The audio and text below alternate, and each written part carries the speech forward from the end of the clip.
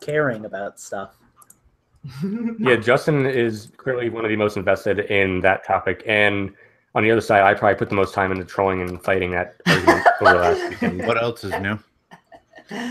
Oh, God. Dude, I was fucking like for like the 4 days after that, I was just like on fire. I was ready to like fight people for everything. I know, right? Just like Like I was scrolling through Eugene's Facebook and like I was scrolling through Eugene's like activity log on his Facebook, like someone please tell me he posted somewhere I can fight something with. Oh, that's hilarious. Okay, so we are live, y'all. Does anybody need bathroom, anything like that before we actually start the show? Just so you guys know, I'm not wearing pants. Good to know. Good to know. Because I'm still in a little bit of pain. Okay, Professor. Uh-oh. Steve, you're muted, by the way. I have a slight problem. My computer can't find my recording application. Should just be a minor inconvenience. Give me like maybe 5-10 minutes to track it down. Yeah, no problem. Speaking of, I just started recording because what the hell, why not? Yeah. Oh shit. Okay, actually, while we do have time, I wanted to see if maybe we can figure this shit out because I want to see if we can alleviate the issue where the playbacks recordings are kind of like off from each other. So all y'all that have Audacity, do me a favor and open it up. Let's go through our settings and make sure we're all on the same settings. Okay. So I'm gonna. You want me to stop recording then? You probably will have to stop recording, actually, yeah. I'm going to screen share so you can see what I'm seeing, but it's probably not going to help you because you have Audacity open. Okay, my app updated. That's why I couldn't find it, but I'm good now. Oh, cool. So you're going to want to open up your the preferences, which is under Edit, and all the way onto the bottom, and then go to Recording, and let's make sure that all of our settings are the same here.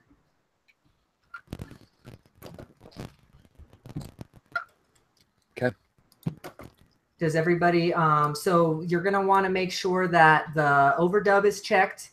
You're going to want to make sure that software playback is not checked. You're going to want to make sure that the audio buffer is at 100. The latency correction is at -130. Okay. Yep. That's like default. So yeah, I'm good. Okay, now go down to quality. Okay. Make sure that default sample rate is at 44100. 32-bit float. Okay. Medium quality. Dither at none. And then the next setting should be best. And then dither should be at shaped. Yeah. Again, default, it seems like. Same. Okay. The last thing is interface. Everybody's a little bit crackly to me, just so you know. I don't know if that has to do with the fact that you're fiddling with stuff. I think it's Steve. Steve, will you talk for me? Hello? Can you hear me? Yeah, you're a little crackly. Yes, Steve is crackly. So yeah, I think that should be all the settings that are correct. I don't know if it's going to help anything, but it doesn't sound like you guys changed anything anyway, so probably won't. Should I try recording in Audacity again, or am I just sticking with what we know works? Nah, dog, you use what works for you. All right. So am I crackly the same way I was crackly earlier? Yeah, you're probably going to want to drop out of the call and come back in, see if that helps. And Lucas, I cannot hear you if you're talking. Oh, he's on. I don't know what he's doing. Might be. Why did all of a sudden Eugene get like super fucking quiet and like calm? He's like, Steve, you might need to drop out of the call, Steve, and come back. Overcompensation. Lucas, it seems that I think your Hangout settings got switched. So, wait, say something. I thought I heard you. Hello? Yep, I hear you again. That was really weird. Hold on.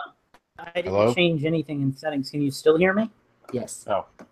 Okay, yeah, I don't know what that was. What I was going to tell you was Steve actually had that problem earlier. It wasn't a connection issue, though. He fooled around with some setting in Voicemeeter and it fixed it for him. So, yeah. But you notice he's not cutting in and out like he was. He's just really staticky. Right. Interesting. Yeah, and he sounds fine now, actually. So whatever happened corrected itself. I guess whatever you Just- did the first time is what you're going to want to do if it comes up again. It only seems to happen when you like first join the call, though, because you were muted for a long time and you popped Right. back in.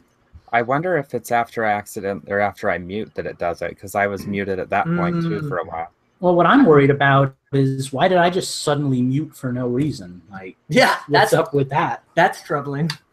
Maybe Eugene muted you and he didn't tell you. Well, it could be. He could just be paying me back for the years of abuse I've been giving him. I'm gonna try something, you guys. I'm gonna mute and then come back and let's see what happens, just because I'm curious now.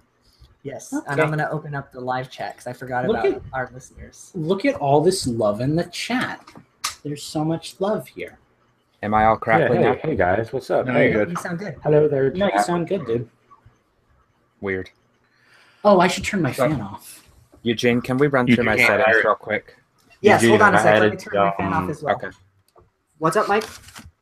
I can't. I added can't these hear switch anybody mutes to the fan, bottom of the though, show because notes. You're worried about that. It's not coming through on our end. No, but it comes through on Audacity. I get a lot of little Feedback, like, mini yeah. spikes. So better for everybody if I suffer in heat for the next 3 hours. You know. Yeah, because that's what everybody in Florida wants to do in August. Okay, so I think we're pretty much there, huh? Do we need to go over anything else before we get rolling? Yeah, can we pretty run much through my there. settings real quick? Oh yeah, that's right. So let's do that, Steve. I'm pretty sure I've already tested. I just want to actually go over everything real quick.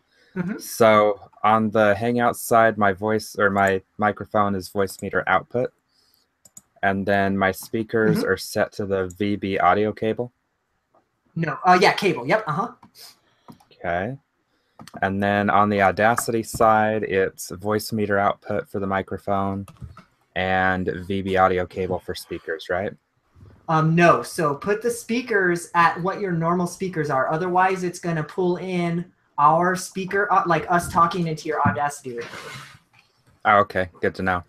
Let me test that real fast then. I'm talking. Can one of you guys talk now? Yo, yo, yo, yo. Hello, my name is Lucas. I am the best one in the Okay, group. let me- I'm the only Let me play one that back real fast. who matters in the group. Everybody else There's is That one's meter filler. open. Okay, I think we're good. Why is my camera not working?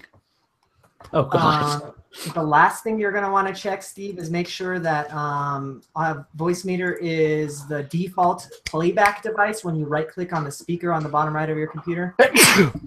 Test. Voice There we meter or cable input? The default playback device, voice meter. So my options here, I've got digital display audio, speaker headphones, speakers, cable input, which below it says VB audio voice meter. Yeah. And then the last Mhm, voice one, meter. okay. Yep, voice meter. Got that. And then the recording device is what? Just your microphone. Oh, just the microphone. I don't need to switch that at all? No. That might be another problem right there. Okay, can you guys still hear me? Yes. Unfortunately. Lastly, Steve, let's pull up some audio and start your Audacity recording. Make sure that it's pulling into Audacity. Go ahead and play Okay. what you're going to play for Nintendo Tunes. I mean, just go ahead and start us off. Oh, you Also, wish I brought special it'd music help- for this. It'd help to test your Nintendo Tunes settings if you could also list off the games. Yes, please. I hear This is a little bit of a quieter song. Mario Galaxy. No. Is it Now, pulling can one into of you guys Audacity? guess this game? No. Your first hint, it's not on a Nintendo platform. Well, fuck Mine no. not. This is that No. game that you. This is that game that you told me about last night, but I don't listen to you. So it's like Vector or something. Velocity 2X. Velocity. I got it. I said it when you said it. Point for Lucas. Cool. Is Oh, it that's pulling fun. into your Audacity, that recording? Yes. Great. Cool. Then it sounds like we should be ready to rock and roll, y'all.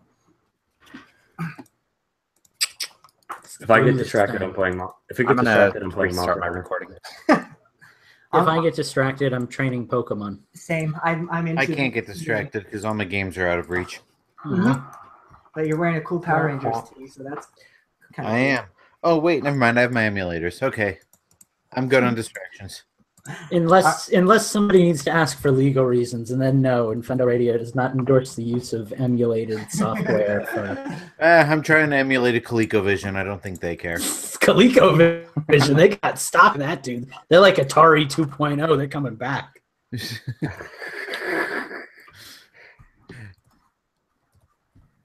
Dude, The chat is just as bad as you guys at guessing games. I refuse to emulate a ColecoVision unless fucking the emulator comes with a goddamn adapter for my computer that I can like have the damn big ass remote with a little knob on top and the 9 buttons and shit.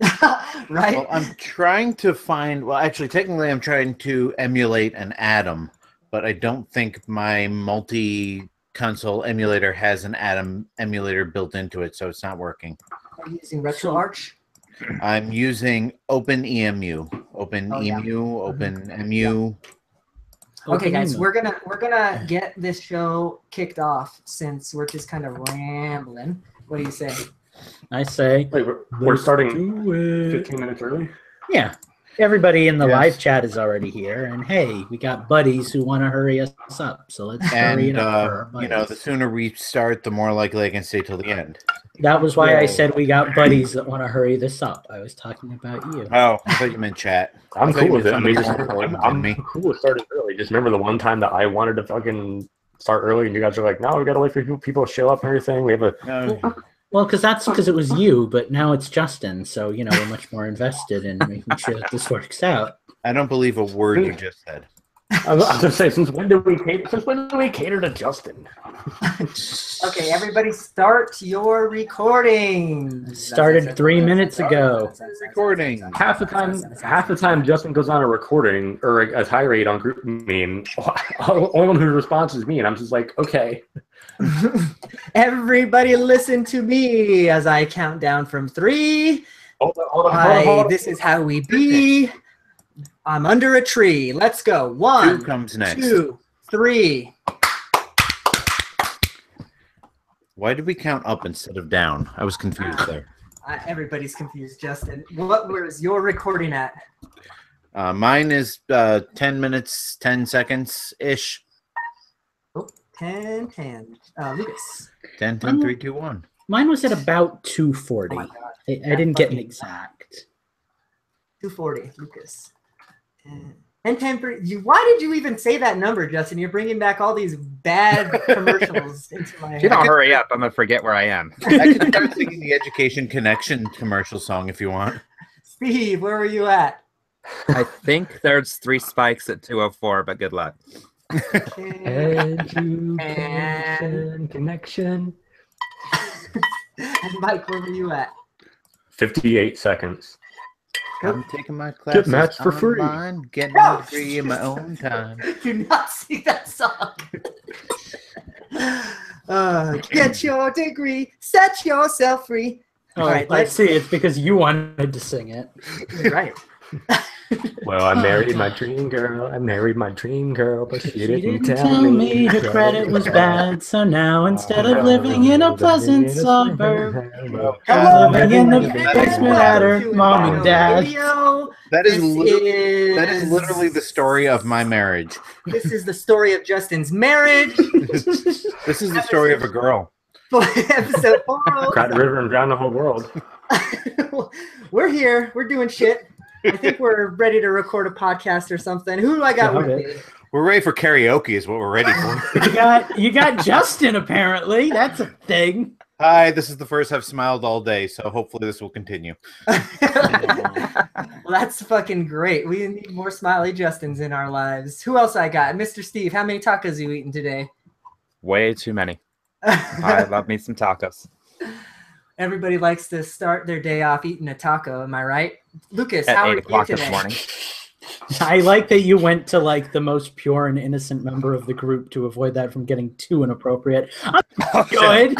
My life is just dandy. I had a good day. I'm actually in a good mood, so get ready for fun.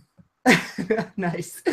And last but not least, we have Mike, Mr. Taco himself, I think. Or where are you, Mr. Ribonanza? What we got here, Mike? What do you got for me? Oh God, I'm doing pretty good. I'm hanging out. Long day. Fucking had a 10-hour school day. Jesus. drew blood on a dog. It was a Chihuahua yesterday. That was my first ever blood draw, and that was fucking terrible. And that wasn't even that wasn't even a school assignment. You just felt like stabbing a Chihuahua. I just grabbed the dog and I'm like, blood out of a Chihuahua. It's pretty hard. Fucking the Chihuahuas are the worst to draw blood on because they're so small and they fucking have the devil inside of them. This is truth. Yeah, I'm cool. I'm hanging out. If you fill the syringe, you might kill the thing. Yeah. Pretty much. I only got maybe a milliliter of blood. That was all I could even try to get. But I'm cool hanging out, playing Monster Hunter on the Switch because that's the thing I did, and I'm ready to go, ready to roll. Awesome. Well, fire and rage and passion. I'm just ready to fuck up this show. Nice. Well, I think we're ready to roll as well. We've got a beefy news week this week, mostly because we've got a featured story this week. So yeah, look forward to that. Those of you who follow us on Twitter may already know what it is. Yeah. Also, can I just point out, thank God, for once we might actually be informed and educational. We have enough news that we might be able to make this work. Yeah, no shit, right?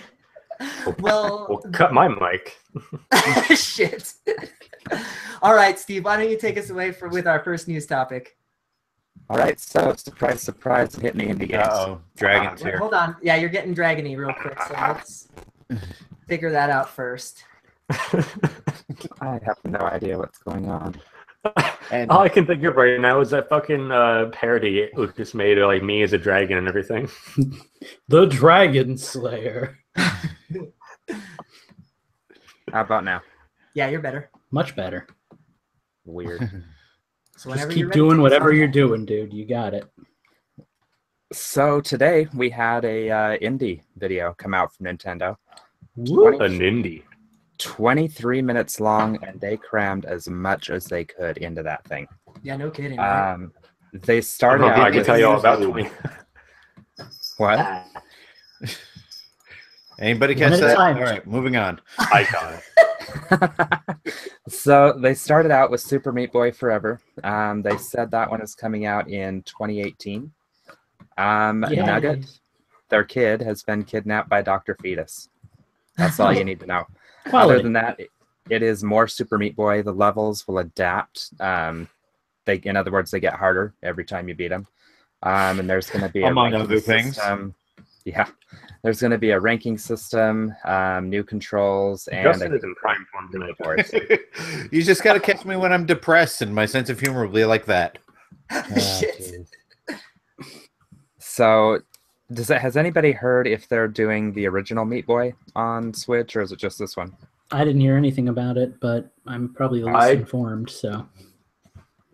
Oh, shame on you. No, I was hoping they would, because I haven't played it yet. But from what I remember of watching people like speedrun Meat Boy, it doesn't look anything like it. Like, there's monsters and shit you can punch and do stuff. Like, yeah, there are some new things you can do, which looks awesome. And then the next thing they showed was my personal favorite. I died a little. Shovel Knight King of Cards is King Knight's campaign. Nice. Like Spectre of Torment, it's going to be a prequel. His signature move, for those of you that have played Shovel Knight, the dash move that he does, they call it a bash for some reason. But that's kind of his signature move, and they're going to kind of build levels around that mechanic from what it sounds like. And it also includes a card battling game. Oh, cool. That's literally all they said. So I know nothing about that. I'm still hype. I'm excited for my King Knight. Me too. They're supposed to show more at PAX this weekend. And they were supposed to. Go ahead. Is this going to continue to be free for people who already own Shovel Knight, or is this going to be paid DLC? No, this will be free. Everything that they're still releasing for Shovel Knight was Kickstarter stretch goals. So all of this stuff will still be free. So anyone that owns Treasure Trove has this. If you just bought Spectre of Torment, separately. I bought Shovel Knight when all it was Shovel Knight. So. And you own Treasure Trove. Right. So you have Treasure Trove, yeah. But for those of you that bought Spectre of Torment as a standalone on the Switch, you guys do not get this. You need to buy Treasure Trove. Mm-hmm. You lose. Good day, sir. They are also supposed to. They were supposed to unveil this, from what I understood, at PAX this weekend. So I'm hoping that they show the full trailer for it rather than just a gameplay demo. So we'll see what happens this weekend. Nice. I'm just kind of looking through my notes to see if there was anything else. Oh, SteamWorld Dig 2 was the other one that I was really interested in. Looks like it's going to be about the same gameplay. It's going to have some new weapons and upgrades. Graphics look updated too. Yeah, So they do look really good. It's kind of like going from, well, I don't know. It's like going from a 16-bit game to more of like a Saturday morning cartoon is kind of what it looks like. It comes out on, this was the big news for that one. It comes out September 21st of this year, and it's coming first to Switch. So it will be out for the other consoles, but it is first to Switch. That's cool. Nice to see something coming out first to Switch. Well, yeah. and Actually, a lot of these were. Exactly. I was just going to say that. If you should, I encourage you to watch the whole showcase, because most of the games, like, while maybe they're not like the most exciting, it's cool that they're actually Switch exclusive, you know, like there's some cool stuff. It does kind of seem like the Switch is becoming like the indie game console, like the choice of indie game developers, which is cool. Nintendo also made it that way because it's been documented. Like Nintendo, like one of Nintendo's like require like things they like have indies do is either Switch first or make it like exclusive for a certain amount of time, like if for them to get your indie on the old switcheroo. So no, that's cool. I guess. I mean, I don't know. There's a part of me that thinks that's dirty pool, but hey, they all do it. So what you gonna do? Yeah, everyone else does it. So what the fuck? Right. So what else did you have, Steve, that kind of piqued your interest? On that note, I just wanted to go through one. I just wanted to read down the names of all the games I saw in the game, and just tell if they were first to Switch or Switch exclusive. So Super Meat Boy, they didn't say. Shovel Knight will be on all platforms. Mom Hid My Game is coming to 3DS and Switch. That game looks interesting. Yeah. Golf Story, they didn't say. Here we go. No, Golf Story was Switch exclusive, I'm pretty sure. Oh, is it? Okay, yeah, I missed that. I was trying to take notes fast. Floor Kids is first on Switch. Wolverblade first on Switch. What else do I have here? Let's see. Polybrick is a Switch exclusive. Yeah, I have actual paper. I was like writing fast. Dragon Marked for Death, I think was the name of it. That one is Switch exclusive. That's cool. Yeah. Morphe's Law, which we'll talk about in a minute, was Switch exclusive. And No More Heroes is Switch exclusive. And I think that was all of them that were in the video that I saw. There was that. So spoiler alert. I love how he nonchalantly just was like, "Oh yeah, No More Heroes is coming out on Switch." It's exclusive. Also, spoiler alert, but that's all the other games we're about to mention. So you know, that's who else wants to talk about some of those other Switch exclusive games? Hey. Morphe's Law is pretty fucking cool. I like it. I like to maybe get into that. Because like it's a shooting game that's not entirely a shooting game. It's like Splatoon. Splatoon was like about making your ass gigantic and not about that was my thought too. Coming everywhere. Yeah. Fuck. That looked like fun. I do complain a little bit that like SteamWorld Dig 2 and like Super Meat Boy and like No More Heroes on there to come, not because like they shouldn't belong on like their own like on a indie direct and stuff, but like I felt like they had those games out there like randomly. Oh, here's a game coming out soon. You're gonna like it. Fucking Super Meat Boy. Here's a game coming out soon. You're gonna like it. Fucking whatever the fuck else I just said. SteamWorld. Well, it's like I just want them to, you know, separate them from I don't know about like that fucking game that Eugene's excited about, the fun with the big giant rock hard monsters and everything, and like have like, oh, you guys are just making it too easy for me tonight. And we did. Here's a game that, like, I'm sorry, Lucas, I'm not trying to kill you yet, but like, here's the games that like you've never heard of before, like where we're coming out of the woodwork with these. They're like really kind of as fuck. Here's these games first, and then here's all the games that you've heard about before that are coming out on the Switch later on. Or hey, here's like SteamWorld and fucking No More Heroes. Like, put them in their own category. That way we know, like, haven't heard of and things like that. You know what I mean? Mm-hmm. Yeah, it's a little disingenuous, like having like what Grasshopper, this big huge company, maybe not a big huge company, but having them on the same stage. Well, think about it like this. That's bringing out Polybridge, you know, this little inky dinky indie game that was probably made by like one dude. Yeah. And what I've been trying to throw out there for like the last 5 minutes is, we talked about this in an article that Eugene and Gentis co-wrote with me about like what makes an indie company an indie company. Because technically, if you're not using a publisher and if you're just doing things your own way and funding it yourself or through crowdfunding, then you're an indie company. But like, there's obviously a big difference between a company like Suda51 and the guys who make, I don't know, a much smaller game that we haven't heard of, because you know, they are completely different in terms of like size and scope and recognition, but they all technically qualify as indie companies. So I don't know. I mean, I understand Nintendo's point because they want to capitalize on the indie stuff, and indie is popular right now. You know, indie games sell just for the sake of being indie games, but it's kind of a mixed bag. It's that gray area that, you know, we've been complaining and arguing about for the last year and a half.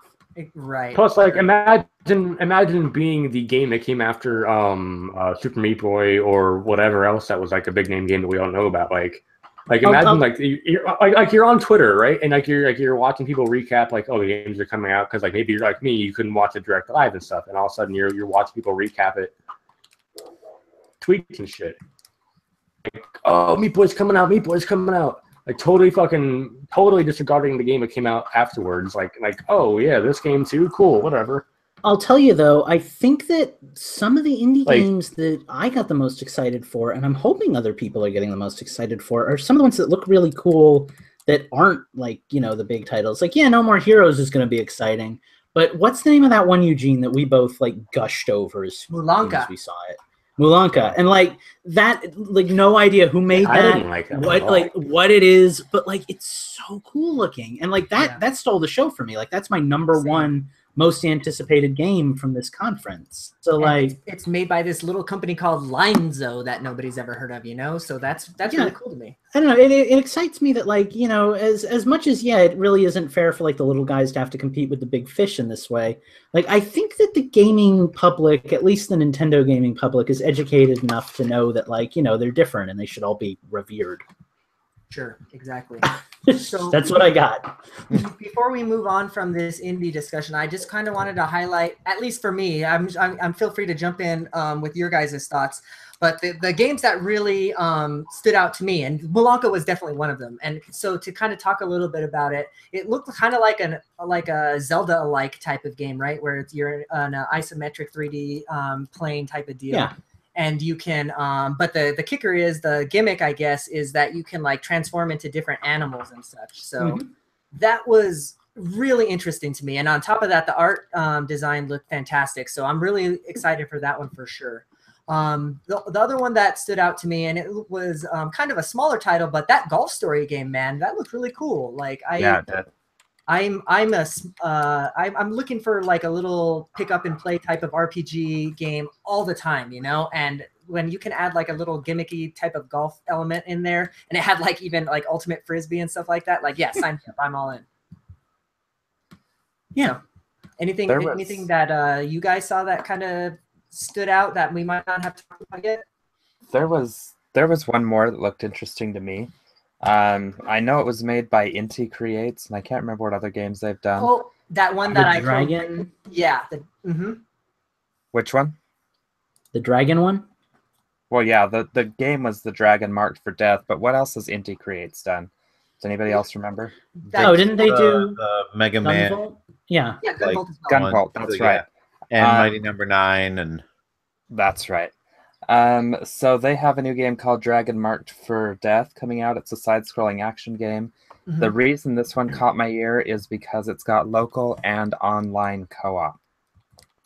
So there's multiple classes you can choose from, and it'll be out winter of 2017, and it is Switch exclusive. Cool. So sounds like our kind of game, honestly. Yeah, it does. Yeah. That was my first thought, was Infendo game night. I went into the indie thing. I didn't really go into it. I kind of just piggybacked off of your guys and watched videos that looked cool. But I went into it thinking, there's nothing here for me. I don't really jive with indie games. And like, there's at least 3 titles that I'm hyped for. So that's a positive for me. That means that something's going right. I think indie games are getting a little more mainstream, and that's all right by me. Yeah. So does that make them still indie? Yeah, there's the debate. There's the argument. Cool. Well, I think that's pretty much it for this indie discussion. We kind of beat that to death already. But like Lucas said, look up our article that we wrote about a month and a half ago on Infendo.com if you want to read more about our thoughts on indie games. So, cool. That means we are moving on. And guess who's up? This guy. We're talking about VR. And we're talking about VR on the Switch and all the rumors about it. So Wait. Forces of darkness, empower me. Take me back to my virtual reality. All right, go ahead. Appreciate that. So some people were doing some digging into the IPC interfaces of the Switch, whatever the hell that means. And then they noticed that there was some code in there that seemingly means that VR could be a thing, I guess. Nothing more than that, just some code in there that could mean that VR is happening or that Nintendo has thought about VR and can implement it. Doesn't mean it is going to happen, but it's cool that, at least Nintendo is fiddling with the proposition of it. You know that Miyamoto's been in Nintendo headquarters with a fucking Switch strapped to his face on some kind of dev kit, So that makes me so happy. Yeah. I think the dev kit is basically just a virtual boy they pulled out of mothballs. Shit. If they don't fucking name their VR headset Nintendo On to throw back to that goddamn old ass meme or whatever the fuck it was. No, it needs to be Virtual Boy Advance. Man, get out of here with that shit. No, fucking needs to be the Nintendo On. Needs to be the ugly ass fucking giant like a motorcycle helmet they had. Needs to be exactly that. Doesn't need to have any purpose other than to look gaudy and excessive. But I just need it to be that kind of thing. Or we could make something that'll sell. No, we would rather troll. It'll either sell or it won't. It's Nintendo. It doesn't matter what it is. This is true. Also true. Well, so what do you guys think it could be? Let's do a little speculation, I guess. Obviously, if the Switch already has kind of all the capabilities that you would really need in the Joy-Con, right? Because the Joy-Con has all the accelerometer and functions and all that fun stuff. So really, I guess it would probably be just kind of like a Google Cardboard type of attachment, but more than that. It's Metroid Prime 4 in VR, calling it. There you go. That seems impractical because the Switch screen may be portable, but it's not exactly small. It's not something you could strap onto your face, is it? So let's say that. You'd have to put it a couple of feet away. Let's say it was mounted I don't know. So the actual screen in the actual screen in the Oculus Rift is actually about 6 inches away from your face. Right? Anybody who is listening to this on the podcast, you are missing the image of every single Switch owner holding their face. Just so you should know. So imagine an enclosure where the screen is actually 7 inches away from your face, and then everything. I feel like it would have to be at least a foot for it to not. Unless they shrink the image on the screen. That's how far from the face I get from people, if you know. Let's let Eugene finish the explanation, and then we can all tear it down. Yeah. So if think about it though, Justin, they can actually adjust it so then it doesn't have to be this entire screen that you're seeing. Yeah, that's what I was just be this part. Yeah, that's what I was just saying. Kind of window box it so that you'll lose resolution that way, but it can be done. And obviously, this is not going to be the idea. This isn't going to be the Oculus Rift or the HTC Vive killer if it happens, right? That's just not going to be a thing. But it's feasible. It could happen. I think Nintendo should explore the opportunity. Yeah. How much would it possibly cost for them to actually make a headset that would be Switch compatible? Because the hardware is already in the Switch. And the controllers are built onto the Switch, so all you really need is about $20. Yeah, really, it would just be like a shell, right? Basically, just like. Well, a no, I'm saying shell. if the shell idea doesn't work, how much would it? Oh, God damn it, Lucas! You're looking at hundreds of dollars then, like if you're wanting to have, because you look at the HTC Vive and the Oculus Rift right now, like those are on the market right now at like $400 a piece. So right, but don't they have the hardware built into the headset? No, the hardware is actually running off of your PC. Okay. Like so, all of this. So here's a thought, Eugene. So if the hardware, like if the PC is what's running everything, what is the Switch not powerful enough to display an image twice? Well, I mean, so here's I guess that's kind of the question, isn't it? Right? Like the way that I don't know if you guys have used the like Gear VR functionality like on an Android phone, right? The way that does it is if you take it off of the actual thing, you can actually see two windows, right? That's basically how it would work on the Switch, I would imagine. Right, that was my thought. So basically all they need to do is they need to take whatever the hell's inside the Switch dock and strap it to your face. Right? Because the Switch dock will overclock the Switch unit itself. If you overclock it, put it on your face, you've got a working idea right there. I don't know necessarily that you're gonna want this to be tethered, right? Because that's kind of the beauty of the actual Switch, right? If you're putting the functionality of the dock, then you're automatically adding a cord. I think the beauty would lie in having just the Switch, just the headset, and two Joy-Cons, and you can be in VR anywhere. The other problem with putting the hardware from the dock is able to run the Switch. Run it harder, for lack of a better term, because it's got fans and cooling systems built in, and I don't think you want that sort of thing strapped to your face. Sure, exactly. So, but yeah, I mean, obviously we're speculating here, and I'm just kind of going off on my own here. But so, why don't you guys chime in? What do you guys think about this? Is this a thing? Could this happen? Should Nintendo do it? I mean, Lucas, we can't hear you, by the way, so I don't know what's going on. I'll just keep going then. I'm kind of excited about it because, like, I love 3D. I've got a 3D TV. I always play 3DS with the 3D on. I have a Virtual Boy, and I wish it worked.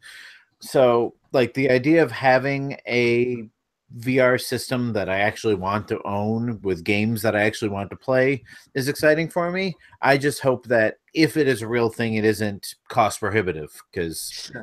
I'm already on a budgetary restraint with the fact that I don't even have a Switch. Right. I mean, my guess would be that if Nintendo is planning on doing this, they're going to charge for a plastic shell like $20, right? When they can mass produce them, and it probably costs them like $1 at most or something like that. They're going to make their money off of that, and on top of that, they can just start releasing like VR compatible hardware. I hear you, Lucas. You're good. Or VR compatible software, rather. I can't. Okay, so before I couldn't speak, and I thought you guys were all just cutting me off over and over again. I was gonna say, like, the Justin thing about the fan, like, thank you. The Justin thing about the fan, like, the Switch's fan is up here. So, like, if you do have it strapped to your head, I think that would be incredibly uncomfortable. But if you do have it strapped to your head, I don't think that's going to be, like, the major concern. Well, aren't there additional systems in the dock? No, there's no fans in the dock at all. Oh, okay. No. I think the biggest frustration for me with that would be, and I know it would be secure, but I'd have, like, a $300 piece of hardware dangling from my head, like, strapped into, like, it's not built for it. It's the VR experience. Well, but it's not like when you have VR goggles and they're all built and it's like one cohesive piece. You'd have your Switch like sitting in a dock, and I know from experience that these little Joy-Con docks start getting loose after a few 100 hours of gameplay. And like I'm at the point now where my old ones, the black and white ones, I can just pop them right out. I don't have to push the button or anything. Mm-hmm. I'd be nervous that something would happen to my system. Like it just feels kind of tacky compared to, like, I don't know, building a peripheral to go with it. Yeah, I mean, again, I don't have the same experience with the system, but I'm kind of with Lucas on this. I think the idea of doing like a Google Cardboard sort of thing is a bad idea because for all the reasons he just mentioned. I would rather have a standalone VR And I'm of the opinion that it could be an add-on that you know, it's not going to be for everybody, obviously, right? The Gear VR isn't for everybody, but for the people who choose to have that experience, I think it could be cool.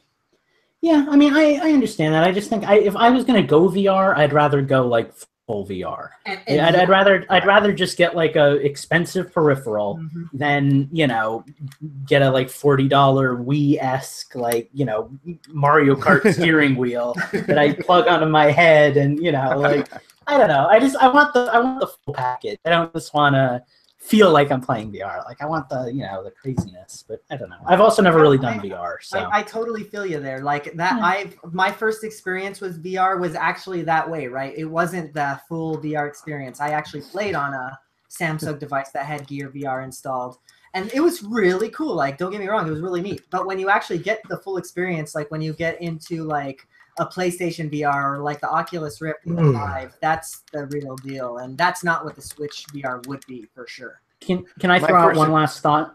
Yeah. Well, okay. I was just gonna say, because Hack's Life actually made a comment in the chat where he said if they were going to do VR, why not do it like PlayStation VR, where the VR is connected to the docked Switch? I feel like my problem with that would be that all of a sudden I'd have to start docking my Switch again. Like, it's a cool idea, and it might be a way to do it, but it would cause me personally, I guess, a lot of inconvenience because I never play in dock mode. So I'd have to like completely set up a system to play VR. And I guess you'd kind of be tethered to a TV that way again. So, but also with that solution, then it's going to be requiring a really expensive peripheral like a PSVR, right? Because PSVR, I think, runs like $400. So there's that too. Yeah. I don't know. I think Nintendo, I have no comment. I think it's cool that Nintendo is, well, if they are anyways, this is only just a rumor after all, but if they're experimenting with it, I mean, awesome. That's really cool. I mean, I think it's likely because, and who knows if it'll come to fruition, but I mean, they've talked about how they've been trying to do 3D stuff for like since the GameCube. Sure. You know, since even before the that, Game Boy. Yeah. I know the Game Boy Advance, they were trying to get some sort of 3D screen going, and Luigi's Mansion was originally developed with 3D in mind. Yeah, they had 3D on the Japanese Famicom, so I think they're experimenting. I don't know if it will come to anything, but I think it's very likely that this is something that they're considering. Well, and let's just throw out the possibility, too, that this line of code that we saw from somebody who I think tweeted it could very well just have been faked or photoshopped, or, you know, I mean, I believe completely different. Yeah, I mean, I believe it, but it's just as, I mean, it's a rumor, you know, it's just as likely that they could never have been thinking of VR at all. So I guess kind of wait on official word from Nintendo before we get into more. Along that same vein, before we get off the rumors and shit, a lot of my people on Twitter that I follow, a lot of like bigger YouTubers and stuff, like pro gamers and stuff, and not pro gamers, they were all retweeting this idea that some fake Switch account had that, like, oh, we have an announcement coming soon. Guess what's coming soon to your Switch? It had a fucking Netflix splash screen on top of on the Switch. From Nintendo, fucking believe it. Don't just retweet shit like that, because you're gonna fucking just antagonize people, and they're not gonna know if it's true or not. And like, verified, it was literally at Nintendo Switch, like random letters afterwards. Like, come the fuck on, people. Yeah, and it's one thing when it's data mined content, and like, you know, it's just a rumor, and they say like, look, I found this line of code that suggests that VR could be a thing. It's another thing when there's a Netflix splash screen on a Switch screen. Like, that's not going to be a thing. That's the thing. Like, but like, don't just fucking like see shit and be like, oh my god, it's happening. No, fucking do your research. Be like us. If it's not from a verified Nintendo news account or Infendo, because we're still not verified yet. Don't believe it right away. Probably like, the only time, by the way, the only time in your life you should ever take the advice, be like the Infendo crew. Just saying. All right, y'all. Well, we're going to move on from these rumors onto some other shit, like I guess that is Good really dumb segue. that Nintendo didn't implement to begin with. But this just baffles me. So Lucas, why don't you take us away about this with this news? Alrighty, I didn't know where the hell you were going with that, honestly. I didn't either. I didn't either. Trust me. Okay, so here's the deal. Splatoon 2. Remember like a few weeks ago when we got all huffy and puffy about how Splatoon 2 has voice chat if you connect your officially licensed Splatoon speaker microphone thingy to your Switch and also to your phone, and you have the Splatoon app and the Nintendo app, and you do a bunch of craziness and you can chat. Well, that's still a thing because there is no voice chat on Splatoon. But there is apparently a system in place for voice chat on Splatoon if you're playing in LAN, which is that thing that I don't remember what it's an acronym for. Hardcore gamers, help me out here. Local area network. Am I close? So my only experience with LAN was when like the nerdiest of high school kids used to bring Melee in their game on their GameCubes and connect the GameCubes together and play like in tournament modes and like the stadiums after school and stuff. But I'm assuming that that's LAN, right? That's when you connect locally, console to console, and that's a thing. I'm guessing that LAN play requires wires. Is that also a thing? Like it's not just like local co-op. Okay, because it's supposed to be like tournament compatible, right? It's supposed to be high local speed area network, so you can actually LAN Splatoon 2 to Splatoon 2 just with the switches. That's still the same local area network, yeah. Okay, but if you and I were just playing like local together, would that be considered LAN? Like if we had a Pokemon battle and we were face to face, is that a LAN connection? Okay, so that's not local, right? Because in the middle of us. I mean, you and me are at my house. We're having a sleepover. LAN. We just made pizza rolls. We're waiting for them to cook, and we want to play Pokemon. So we get into our pajamas and we connect. That would be LAN. Okay, so it's just local. It's just local multiplayer. That's just a fantasy of mine. I'm hoping someday it'll come true. But so yeah, apparently you can do voice chat if you're playing locally.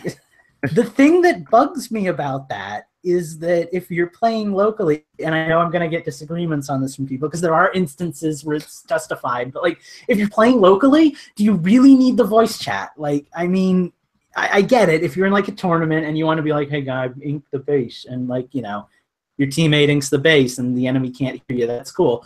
But like, I just feel like 9 times out of 10, you're not going to be using voice chat for local multiplayer. So like, why is that a thing? Why is that a thing? But yeah, anyway, getting through the news portion of the story, you can apparently hear friends when you're in lobbies, kind of like Mario Kart 7 did. There was a Mario Kart that did that, I think. 8, you could hear in lobbies. I don't think 7 really? Did. I forgot. And also you can hear them in Salmon Run, which is actually incredibly useful because you need so much cooperation in Salmon Run anyway. But again, you're all basically in the same place. Why don't you just shout to each other if that's the deal? I don't know. What do you guys think about this? Any thoughts on Splatoon's wacky LAN-only voice chat? Wacky waving inflatable arm network LAN play, man.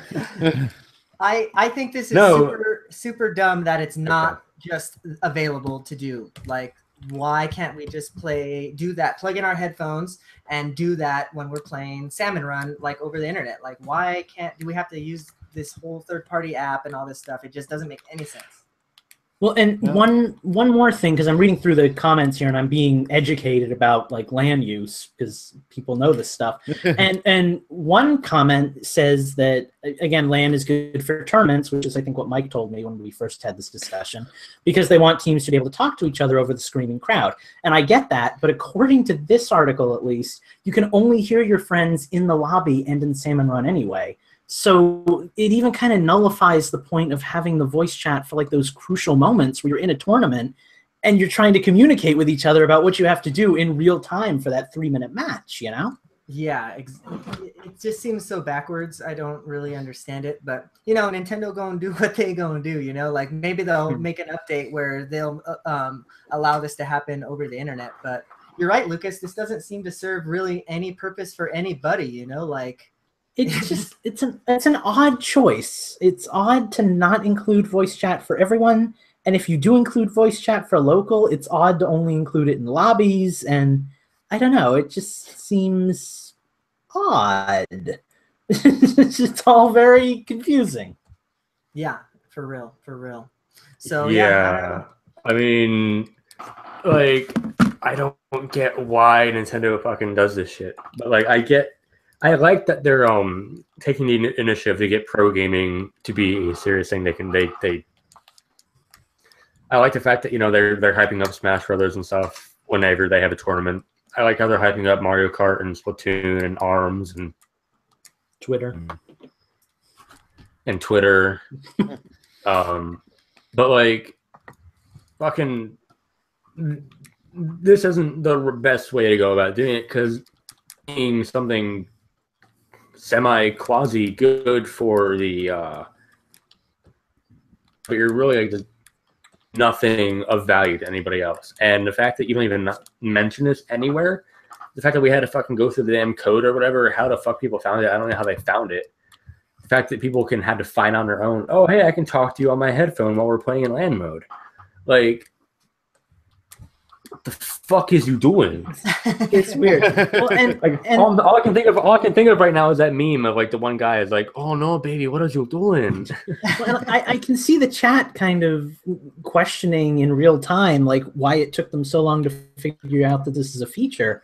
And it is an implemented feature, right? Like we could go and LAN right now if we work together. It is implemented. I'm thinking the reason why, and this is another point about why this is such a weird decision on Nintendo's part, the reason why it took so long is because you don't usually play Splatoon with other people like face-to-face because you need multiple consoles, you know? And if you do, you don't play with headphones on. Well, yeah, because you're sitting in the same living room or the same park or the same wherever you're playing Splatoon. It's just like, it's one of those things where it probably hasn't been a necessity until now. People are probably just now starting to organize local tournaments, and somebody just happened to say like, whoa, this is a thing. It's weird. That's all I can keep saying. It's odd. Yeah, it really is. Yeah, and I mean, hopefully this is, the first step of implementing better things in the future. Yeah. Like maybe if we don't want to pay for that Nintendo Online service, they'll give us some kind of way to like have some kind of voice chat with friends or whatever, like without paying for it. Maybe it's like their first step of trying to figure things out. Who knows? This will be somehow a stepping stone and a learning curve and a learning step for them. Where do they go with it? That's up to Nintendo. That's how ever they want to fuck up their own practice, because they're gonna fuck it up somehow. That's what Nintendo does. But we're feeling opinionated tonight. I'm getting warmed up for the next topic. As you're playing the Switch, which is doing remarkably well for a Nintendo system, but point taken. Wii U is a thing. This is going to be a learning step for them. They're going to see how this goes and what people do with it and how they can work with it. When Smash 4 Switch or Smash 5-time champion, I don't fucking know what they're going to call the next game. When that comes out, and when the next Mario Kart comes out or whatever, they implement voice chat again. I want people to fucking go into Mario Kart now and play with LAN and headphones and see if they can hear each other, because I don't even know what the hell happens. Well, and the fact is, like, I hate voice chat in video games. Like, I always turned it off when I had the option to. But I still think it should be a thing. Like, if you want to be able to chat online in a Nintendo game, you should be able to. And it just harkens back to the days of, like, the DS when they had, what was that thing called? The notebook that you could write in and, like, send messages. PictoChat. PictoChat, yes, it's a level in Smash Bros. And like there were all these news articles about how like pedophiles were going to use them to snatch up your kids and like communicate with your children and stuff. Like Nintendo has always had a problem with that because it's always marketed itself as the game system that's accessible for younger children too. And I think this is just them going above and beyond to try to protect themselves from any kind of liability. Like they've gotten better over the years, but they're still really defensive about that kind of stuff because they know that they have a younger player base than maybe like a PlayStation. And do they still just I think they do. I mean, I know that a lot of like 13-year-old kids and 12-year-old kids are playing Xbox, but I still think there's a lot of parents who like went out this week and bought Rabbids and Mario for their 7-year-olds. Agreed. You know? Yeah. And those same kids are probably playing Splatoon, and that makes sense. You know, Splatoon is a game full of children characters, and like children are naturally going to be drawn to a bright, fun, colorful game like that. I can understand how having voice chat on a game like that could be horrible for like the 20-something-year-olds of the world who scream and curse at them. Maybe Nintendo just doesn't want to go down that road, but I mean, I've had this. No, finish your thought. Oh, I was just going to say, like, these in-between steps that they take just always seem weird. It's the same thing with Mario Kart, you know? It's like, you can voice chat, but only with your friends and only in lobbies. Like, it's just an odd connection. That's beautiful, by the way, Mike. But it's just an odd step. I've actually had this discussion with my son, who is 7, and he asked me one time about playing online because, you know, he watches his cousin play games online. And I'm like, well, you know, he doesn't have any friends on the Wii U, but I said, you know, if you had friends your age on the Wii U, we would let you play online in certain games. Said because I feel comfortable with the Wii U that he's not going to get into some sort of lobby with people, you know, swearing and cursing and saying racial, homophobic things because number one, it is not in the Nintendo community, and number two, most games have all these, you know, hoops you have to jump through for voice chat that limit it. So, I mean, on one hand, I appreciate that. On the other hand, I understand the frustration with the complications, but my kind of ultimate takeaway is what, you know, we can always use Skype or Google Hangouts. Yeah. You know, us grown-ups know ways around this without too much complication. Sure. I think the concern is more for people who are playing online Splatoon. Like, say that you didn't have any friends, and you wanted to play Splatoon too. Yeah, exactly. Yeah. And like that should be a feature. That being said, like probably 3/4 of them where I could talk to my teammates, I muted them. So well, that's what I was going to say. Probably 3/4 of them are going to be mute worthy anyway, and you know it's better to just make some friends and play. But it's just like if you're not going to do it, own that. You know, if you're not going to have voice chat, don't have voice chat, and let that just be a thing. But these like halfway steps just kind of they just draw attention to the issue. You know? Exactly. Yeah. Exactly. Okay, have we beaten this dead horse? I agree. You're killing my vibe. I'm agreeing with all of this. I have nothing to say. I agree with everything. Wait, make it stop. I agree, please. I can't argue. I'm gonna keep sitting here and like bitch. I'm gonna sit here and bitch about Nintendo while I drink out of my Nintendo branded. Yeah, where did you get that, by the way? What? Where did you get that? I got it from the Nintendo Summer Play Tent that I told you guys about. I got it with living room swag. Yeah, nice. It just looks like. Hold on. Let me put on my Nintendo Switch wristband too, real quick. My sweat. Oh god. Oh god. Here we go.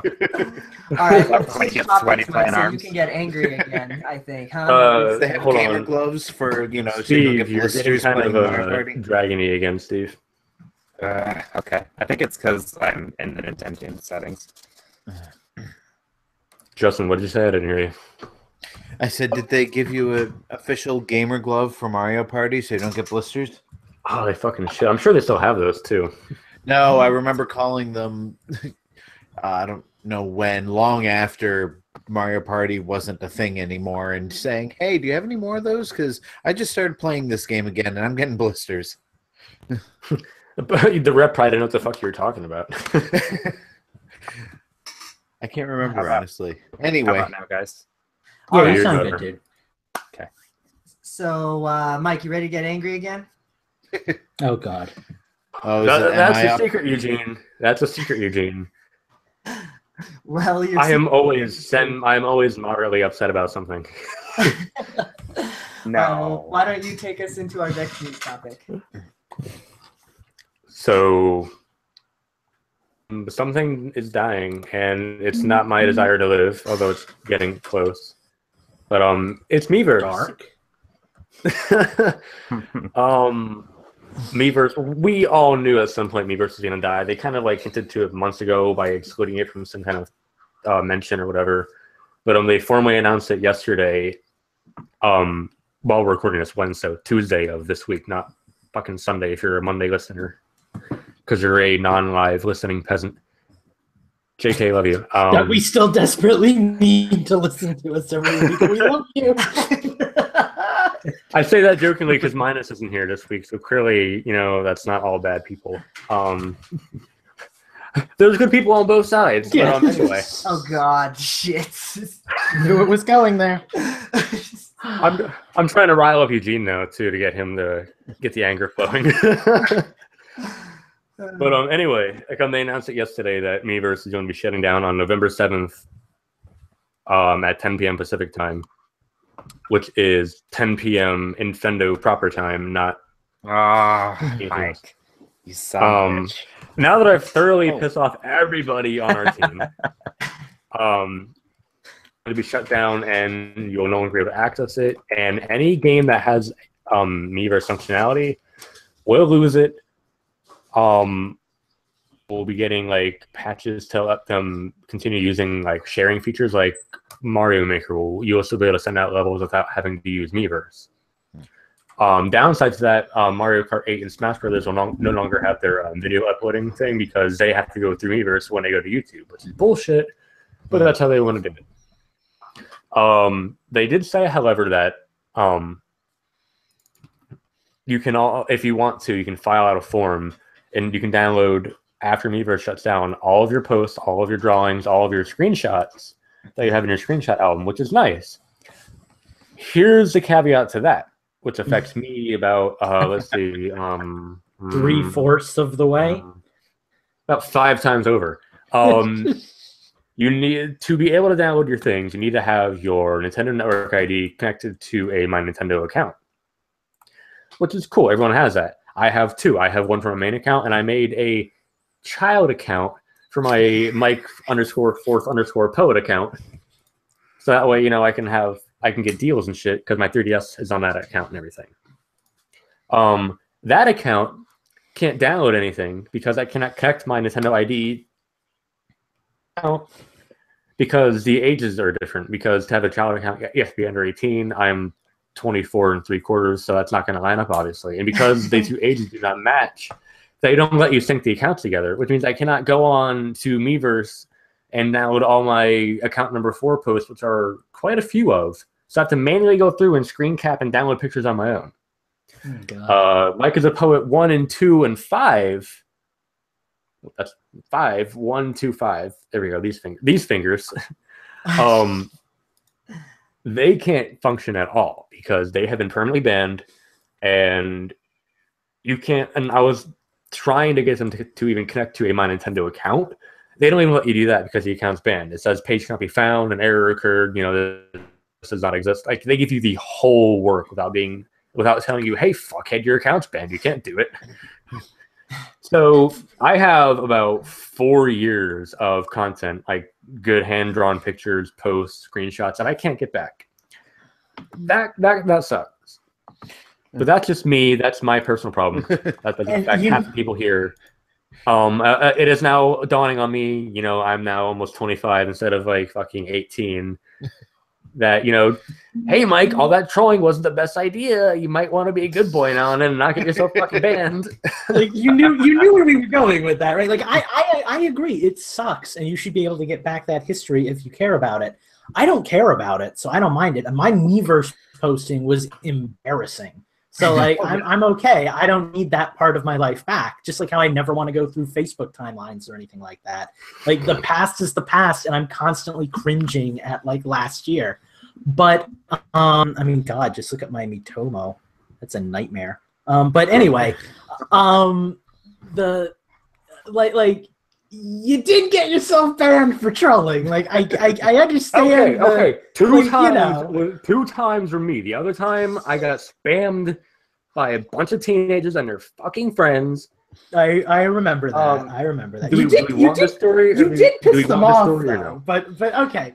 But no, let's not delve into Mike's Miiverse history. No. Yeah, it sucks. If you want that story, I'm writing up a draft that'll be posted up by next week of my opinions on Miiverse and everything else going on with that. That'll be on the website. You can read that. So back to me. Go ahead, Justin. Before I finish reading the news and stuff, and going into it. Well, I was going to say, the thing with me is that one thing I always liked about Miiverse is it was the Nintendo social media. It was the place that you could go and, you know, it was generally friendly. Everybody was connected. It wasn't just your friends. And I had a lot of fun, especially when I was playing Breath of the Wild, posting my screenshots and stuff like that. Mike had even more fun posting his screenshots, especially when the DLC came out. Oh God, those are quality advice pieces right there. You know exactly where to go now. Yeah. You never would have known that one of the EX treasure chests was right in front again until you went to my Miiverse and said, "Oh, there it is." Anyway, I carried that from the middle of the lake to the Great Plateau. Said, "No, this is fucking dumb. There's already chests here," and then put it back to Hyrule Castle. Anyway, back to the news. Speaking of trolling getting you banned, anyway, back. I'm gonna miss it.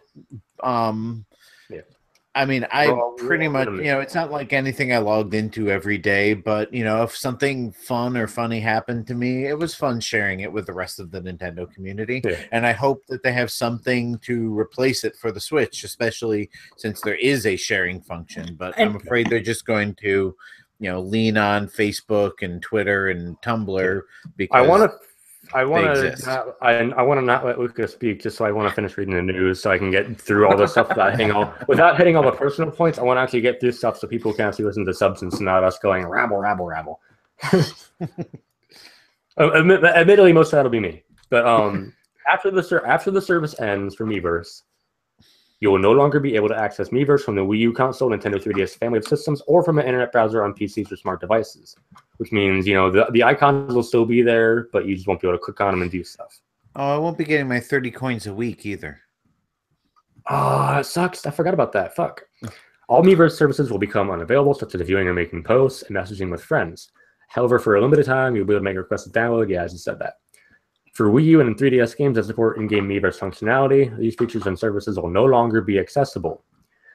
Miiverse posts will no longer appear in the Wara Wara Plaza on Wii U. So if you ever had your Wii U off internet and you had those basic, like, I'm using the photo channel, or, oh, you can connect to the internet and download these things. Yeah, you're going to get nothing but that for the next eternity until the fucking Wii U turns off forever.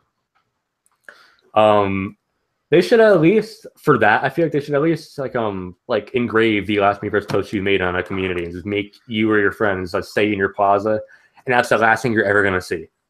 Yeah, what about the Miiverse stage in Smash Brothers? What's that going to display now?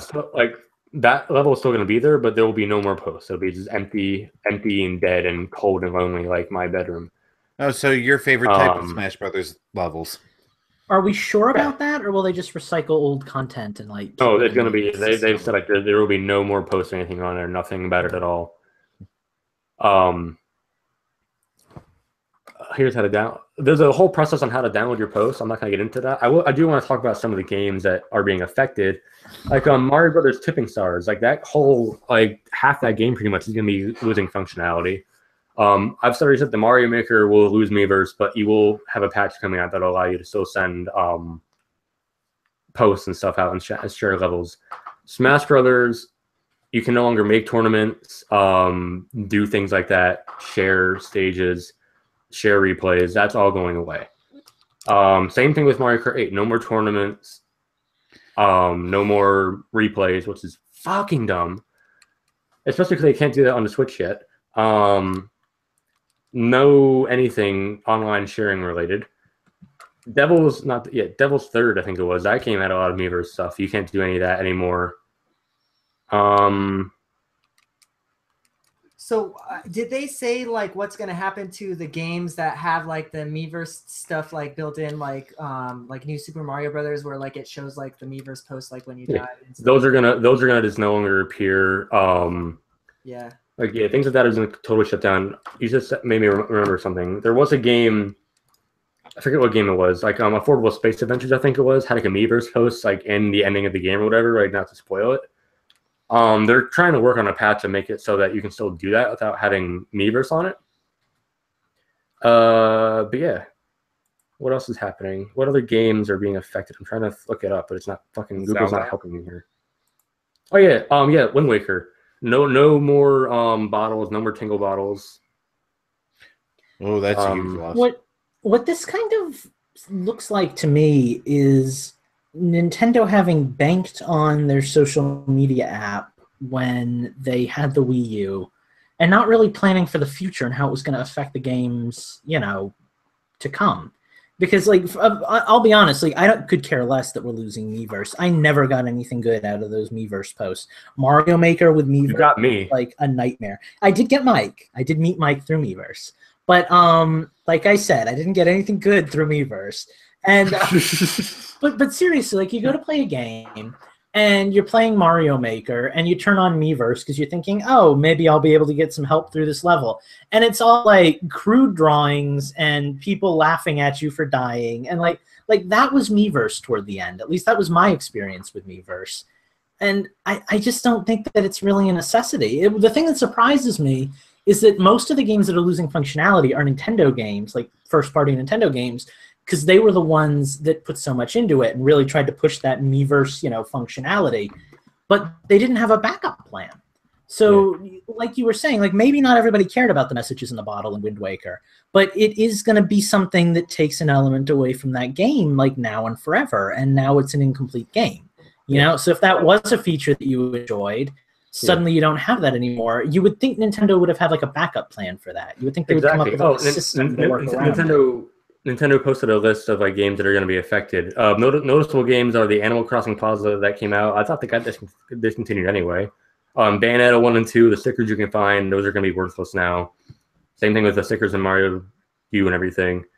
Mario Party 10, NES Remix, Mario Sonic Olympics, Lego City Undercover. I'm glad I didn't break my neck collecting all those things. Yeah, I'm not going to list all the games, obviously, like Rayman, Star Fox Zero, Picto Party, Pikmin, Smash, obviously, Zelda, Wind Waker, Twilight Princess, Terraria. Wii U chat is also getting shut down too at the same time. Which nobody used. Yeah, and I'm gonna say people don't care about that. People don't care about fucking the Wii U chat. But when Lucas and I played on it, it's fucking fun. If you need if your Skype's not working or whatever, you don't know how bored you can get until it's 2 o'clock in the morning and you're on your fucking Wii U gamepad and you have fallen into the abyss. Yeah. Of boredom and insanity. You're just drawing on the entire screen, covering that shit up with colors and swapping the colors with the fucking circle pad. Yeah. That was interesting. So I will say. Go ahead. I was just gonna say, once you get a Switch and you've completely moved on from Wii U and you don't have a reason to play it anymore. For me, I think, and I don't know, I've heard you guys talk about Miiverse, and I didn't know any of you but Mike before Miiverse. Twitter has done a fine job replacing that for me. I never used Twitter before I had a Switch, and I started tweeting about the same time I started playing Breath of the Wild because I felt I needed to share my posts with at least you guys, if no one else. And I don't miss it at all. I don't miss the comments that I always ended up turning off 30 minutes in anyway. I don't miss the communities that got overrun with trolls, and this is going to sound ironic coming from me, but just nonstop memes, and it wasn't a fun social media app toward the end. And it that's just fell apart too. And I feel like part of the reason for that is because the Wii U wasn't a successful system. I mean, if the Wii U was the Wii, if the Wii U sold as many systems as the Wii sold, you can bet Miiverse would be around and the voice chat feature that. Yeah, but Lucas, remember, Miiverse was on a 3DS too. Yeah, but I mean, who used it? I mean, I'm sure people on 3DS are going to say they did, but when I think of Miiverse, I think of Wii U. It was so much more convenient on there than it was on 3DS. And here's my piece on that. I stopped using Miiverse too. One, because I got banned too many fucking times. If I got banned one more time, I'm getting console banned. And that would ruin everything. I don't use Miiverse on my 3DS because I'm banned on that account. And the thing with that is, if I ever switch my ID, I got to format my 3DS. There goes 10,000 hours of fucking games I've played gone out the window. So I'm not doing that shit. But Miiverse was essential for a while, and I loved when I was playing a game I wanted to review, Color Splash or Splatoon or whatever game I got to review on Nintendo Fever or Nintendo or whatever. I would take screenshots, put them on Miiverse, and then I would download them on my computer, so that way I can put them on a review, or I can make them go somewhere where I can use them and have a purpose for them. Because I didn't have a good way to save files or save pictures that way, except for that made things a lot easier. My only issue with this is if they want to shut it down, fine. But when you cut games like Mario Kart 8 and Zelda that have Wii U and Switch compatible like games like Mario Kart 8 Deluxe, which does not yet have a ability to share these videos online and stuff. You're cutting out not a huge, but a very fun, very viable method of sharing your gameplay experience with people. Yeah. And you don't have an alternative. Like, there's no Miiverse on Switch. Okay, yeah, they're using Twitter and Facebook. I hope they change their mind and put Miiverse on something else, or a successor. I mean, right when Miiverse came out, like on the Wii U like launch trailer, and had people on the phones and shit going through like the iZombie demo and stuff, and like they had talk about having official apps on your phone. Those official apps never came out. So like Nintendo, even like at the start, was like, Miiverse, we'll get to it. We'll do something about it.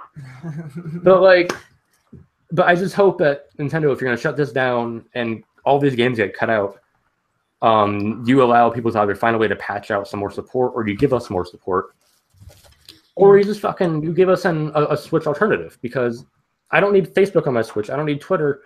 And I might not need Miiverse 2.0, but I would want the option.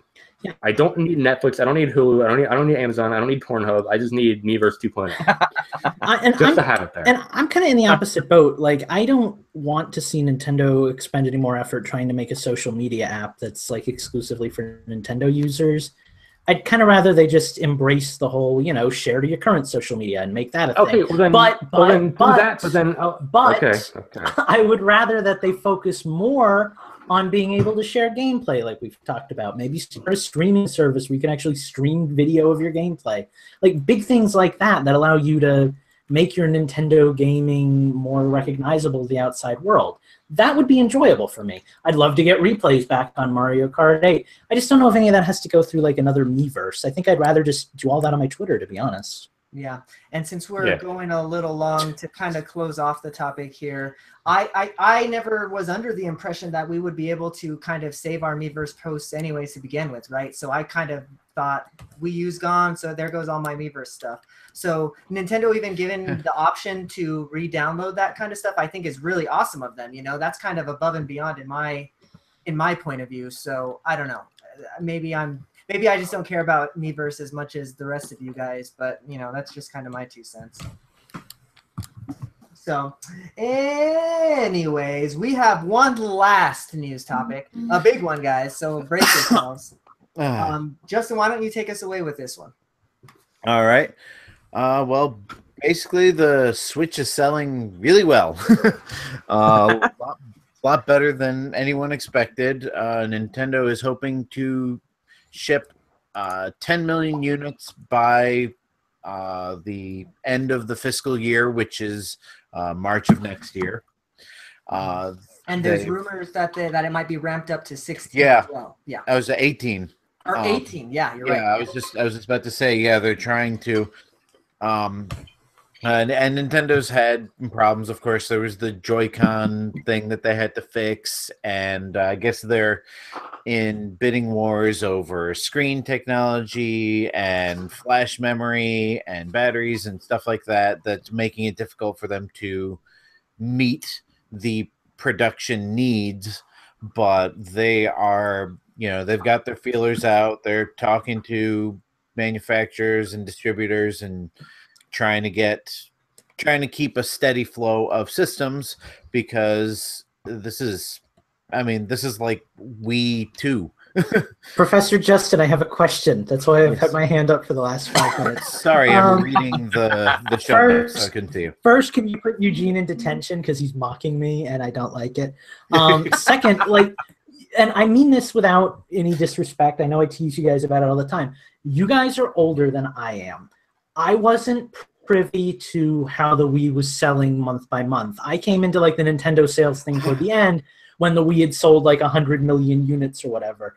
How is the Switch doing in comparison to like Nintendo's other more successful systems? Like, is it?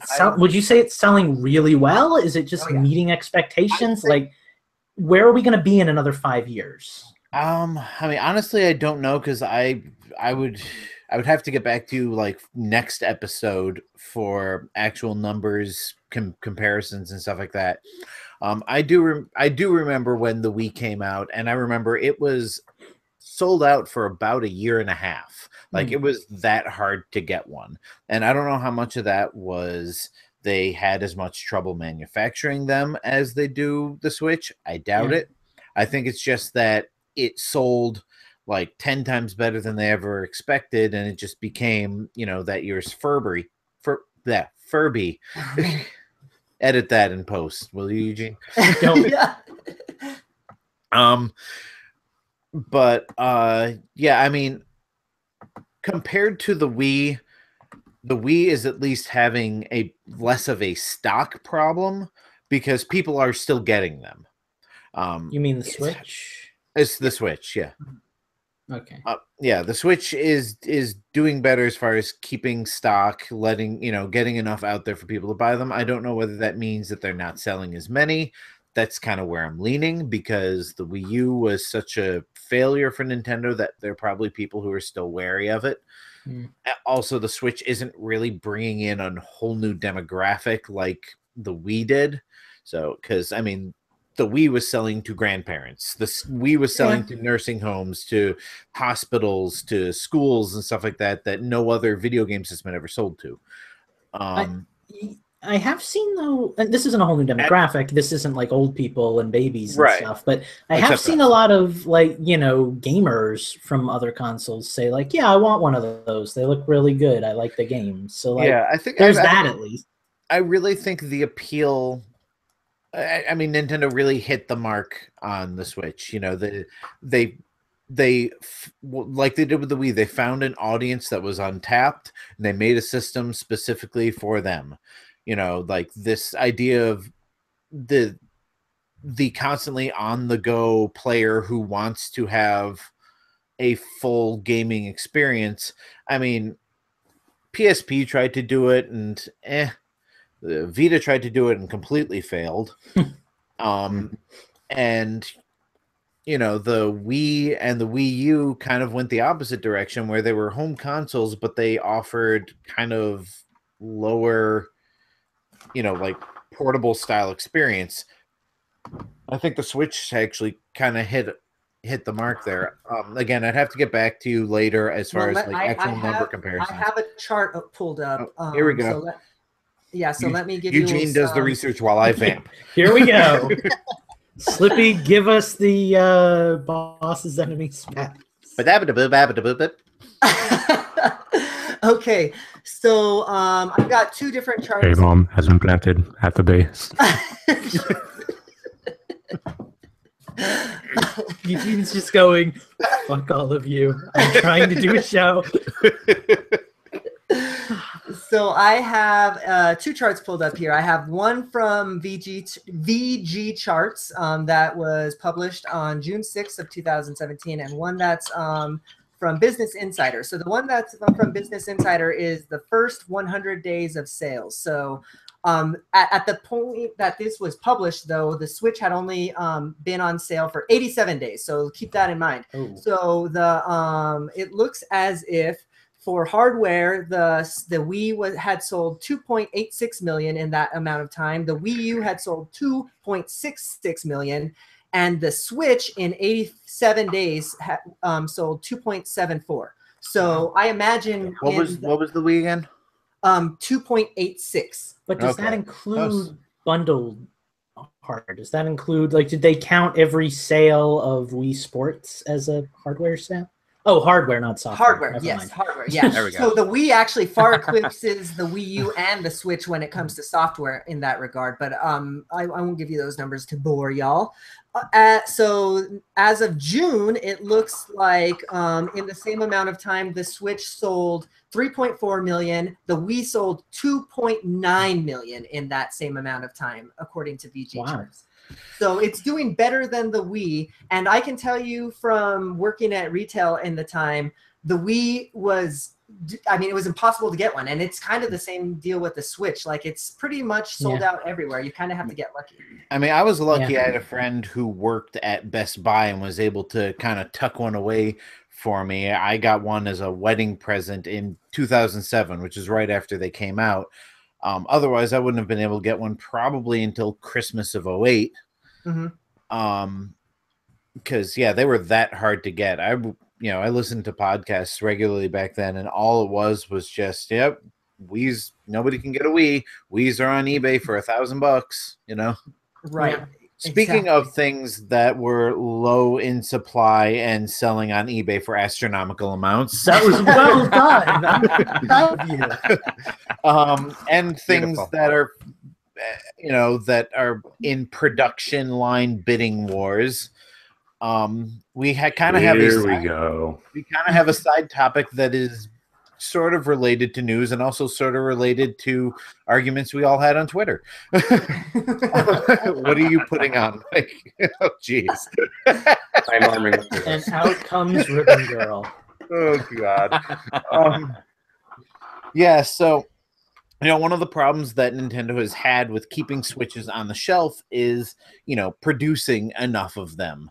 And, we've all heard, with Amiibo and with, again, back in the Wii era, they just can't make enough of them. They can't make enough to get them out there. And everybody says, well, they just make more.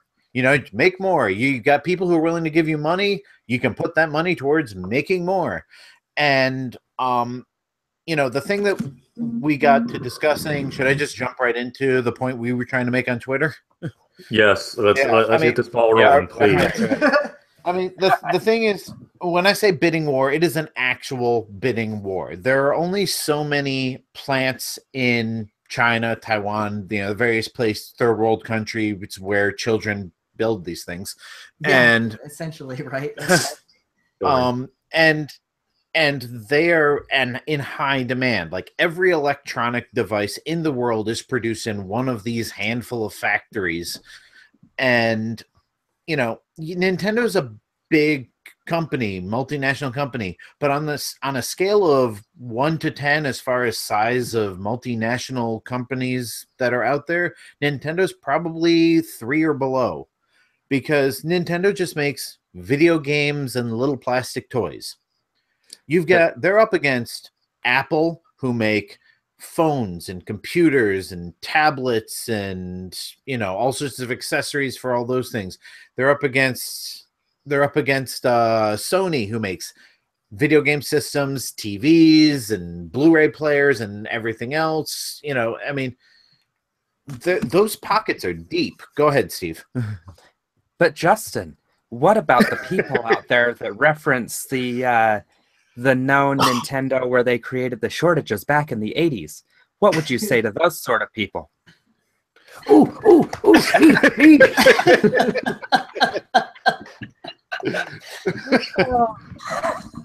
Go ahead, Mike. I missed this part of motherfuckers. the argument. Like, it's not the 1980s anymore, man. Yeah, they might have. But history is the same now as it was then, Mike. I mean, if you look at the racist marching around town, yeah, but like, I was just gonna make a Hitler comment. but like, fucking, here's the thing, like, yeah, Nintendo might have made shortages, and maybe even with the Wii, they made a self-intended shortage. But like, when you have literal other companies fighting for the exact same assembly line you have your Switch and SNES Classics on, and they're willing to throw out more money, it's not Nintendo's fault. Yeah. Like, they can only do so much. And like, here's the thing. For 3 years after high school, I worked in warehouses and factories. Like, I worked at Lutron for months. I'm sure 95% of people on this stream and listening to us have either bought, looked at, or own a Lutron light switch or any other kind of product from them in their house. I can tell you how to build it, how to take it apart. I've probably built some of the exact same things. I know for a fact from doing that and other warehouse stuff, it's not like something you just fucking go and say, okay, here's 20,000 more Switch orders, put them on the line, let's go. Like, you need to make room for that shit. And someone in our discussion on Twitter, said that, oh yeah, along with the 20,000 other Nintendo 3DSs that I don't need to own, here's the thing for that, Mr. Person. Fucking getting a Galaxy 3DS or a Samus Aran Returns 3DS is different. is different than getting a Switch and an SNES Classic, because literally One of those is literally just taking a faceplate that Nintendo supplies you and putting it on your 3DS and shipping it out. The other one is making two different fucking products. Well, and not only that, but the 3DS technology has existed for what year is the 3DS in? It came out in 2012, right? Yeah. So they're in their 5th year. No, even before that. I think it was. Oh, yeah, wait, It was like Oh, yeah, it was like 2010, 2010, 2009. Yeah, it was It like came out when I was 2010. like just starting high school or college. So, I mean, we're talking about like, I mean, Super NES Classic notwithstanding, when we're talking about the Switch, we're talking about like state-of-the-art technology here crammed into a small space, not like, almost 10-year-old technology. So, yeah, they can crank those things out because they don't need the best factory in the world to build them. And not only that, we also made the point on Twitter that when somebody buys a 3DS, they're going to buy 3DS software. Guess what Nintendo makes when people buy 3DS software? They get royalties, right? So there's more incentive to produce 3DSs and Switches than there is to get an NS. Hell, the Switch makes money. Nintendo is making money off the Switch. The Switch doesn't cost a lot to make. The SNES Classic probably takes less to make, but after you buy an SNES Classic, whether you're scalping them, whether you're fucking hoarding them, whether you're buying them outright from a fucking GameStop at half price, it doesn't matter. Once you buy that and Nintendo gets that money, that's it. Like, which is an oversight on Nintendo's part. They should have had a more, a longer tail on that with like expansions. But should they? Yes, but do they? No. So therefore, with what they have, like, it's like a one and done thing. Like, if they want to make 5 million SNES Classics, they're only going to make fucking $400 million off of it, not counting taxes and all that other stuff and things like that. Yeah. Like that, there's nothing else you can do. Yeah, and I mean, I understand kind of what happened with the NES Classic. They saw, hey, Atari makes these, Coleco makes these, Sega makes these. Let's make one too. Not expecting them to just fly off the shelves. Yeah, they forgot their own popularity. Exactly. I think with the Super NES, I mean, right now we're seeing a whole debacle with the pre-order thing, and who knows how it's going to pan out by Christmas of this year. Yeah, and we're definitely not apologizing for Nintendo about that, right? Like, that's bullshit for sure. Yeah. I just said fuck Nintendo like his whole show. Yeah. Oh, but I thought we basically sucked Nintendo's dick, right? Well, I'm not gonna sit here and be like, Nintendo is great, guys. I swear. As he's drinking out of his Nintendo bottle. I just want to throw out here real quick will not bow because sponsor. You'll notice that I've been entirely quiet throughout all of this, and that's not because I don't agree with every one of these fine gentlemen. Shut up, Justin. I completely agree with all of them, and everything they've said I think is completely factually accurate. I just don't really have a dog in this fight because while the four of them were out arguing for their beliefs on Twitter, I was having a lovely day with my friend playing Smash Bros. So I didn't get as uppity as these guys did. But just know that 5 out of 5 Infendo podcasters all believe the same thing, and we're all on board with it. Yeah, I mean, so the main question is, like, you want SNES Classics, you want Switches. At some point you need to make a decision. Do you want one or the other? Because fucking should they go to places other than Foxconn for like their main productions? Yes. Is it financially viable and a good idea for them financially to go somewhere else and fiscally? Apparently not, because they're so fucking cool in there. Here's the problem with that too. Those Chinese companies, first of all, China is a haven for piracy. Mm-hmm. And one of the things about that is once these companies get the blueprints to your hardware, they've pretty much got your company by the balls. Because it doesn't matter what the contract says. They're like, if you don't let us produce your stuff, we'll just sell your technology to a Chinese company who's gonna make knockoffs, and the money stays in China. So go to a flea market, kids. See how many knockoff toys you can find of like Shallot. Oh, Shallot Duck, the Farfetch that I found that was just named Shallot Duck. It's all over the place. Like, it's a thing. Justin's not being xenophobic. Flea market, Nintendo, I think most of us have seen those ads through Facebook of this new all-in-one Nintendo unit with 500 games on it or something like that. I mean, it's a piece of crap, and everybody says it doesn't work half the time. They don't even ship it to you. But the point is, probably this company bought what Nintendo was having this factory make and say, we'd like to make them too. We're just going to make them cheaper. Yeah. You know? Yeah. And circling back around to the point, right? Like the Nintendo is ramping up Switch production because, you know, people want Switch. Switch is popular. Like, it's kind of like you can't have your cake and eat it too. Like, if you're going to want to ramp up that Switch production by 8 million units, something else on the supply line is going to have to suffer. Mm-hmm. And Nintendo cannot outbid Sony and Apple and Samsung and all these other companies. They have a limited amount of space. They have a limited amount of factory space to build things. It's like when you play like a management video game. You have to choose what you're going to put your money into. And the Switch, I think where Eugene was going with that is the Switch is going to sell better than the SNES. The SNES might be like this season's big ticket item, but the Switch is going to make them more money in the long run. So the Switch is what they want to be focusing on. I mean, you're not going to be making any new games for the SNES Classic. You ship it, you sell it, it's done. The Switch is an investment. You churn out a bunch of Switches, and most of the most popular games are made by you on that console. You've just sold a monopoly to a kid who now wants to buy all of your Marios and Zeldas. You know, like that's what the Switch is. It's a monopoly. And Apple has a new iPhone coming out in not too long in the future. You are not going to outbid Apple right now in terms of production. Apple will sell as many iPhones as Nintendo has sold Switches in no fucking time at all. There is tangentially related. There's a YouTube video I watched about a month ago of like the top 8 companies that are bigger than you realize. And when you see what some of these companies like Apple and, you know, Disney and Google, and actually Google's even owned by an even larger company. I mean, these companies have trillions upon trillions of dollars and products that, I mean, we're kind of drilling this one into the ground here, but I want to. But we kind of got drilled into the ground last week, right? Well, I mean, I wasn't a full part of the Twitter discussion. I just kind of caught bits and pieces of it. But I think it's important that we discuss it here and let our listeners know, and hopefully our listeners spread the word that, Nintendo's doing what they can. They don't want to lose money. They don't want to lose customers. But at the same time, you know, their hands are tied. Yeah.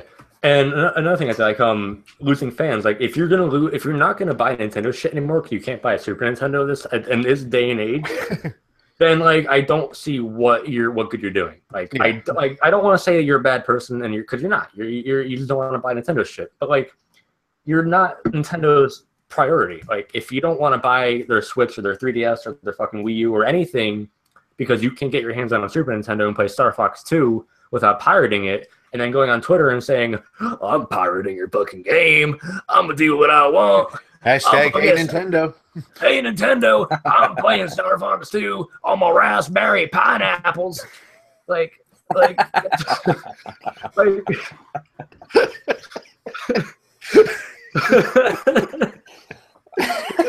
And then we broke. It was the voice that did it. I think that's never heard any to end this. Well, the only and then no, I'm not done. I'm gonna play corner. But if you're gonna, but to wait, we have a game show after this. Fuck. But to the people who, I'm not sure if we identified them yet or not on this fucking show, but to the people who have been you know who you are. Yeah, you know who you are. We don't need to call them out. No, I'm not going to call them out to be like, fuck you guys. Because we want them on a show at some point because they can come and defend their point. That's what we definitely like to do. But hey, to the Nintendo Collection on Twitter, if you want to come on the show, we've already hit you up on Twitter. Come at me, bro. Yeah, come at Justin. He'll take it in the face. But no, come on our show and you can share your point of view. But I just want to say if anyone on Twitter is going to start propagating and instigating and furthering the narrative hey, fuck Nintendo, anger, Nintendo's bad, I'm going to pirate your stuff, I'm going to do bad things to your company just because you don't get to have a Switch or a Super Nintendo at the same time. Just take a step back. Admittedly, maybe we should have too. Maybe I got too fucking power hungry. I definitely got too power hungry, but you don't need to propagate hate. Like let people be informed about what's going on and why. And like if it agrees with the narrative, great. If it doesn't agree with what you want people to believe, then the only other. Oh, sorry. It happens. Maybe we're wrong, or maybe you're wrong. It doesn't. We don't know. We're all speculating, but we have evidence and understanding and logic to support us, and I'm sure you guys do too. But like, I didn't mean to interrupt you, Mike. I accidentally turned the volume off of my headphones, so I thought you were done talking. Accidentally.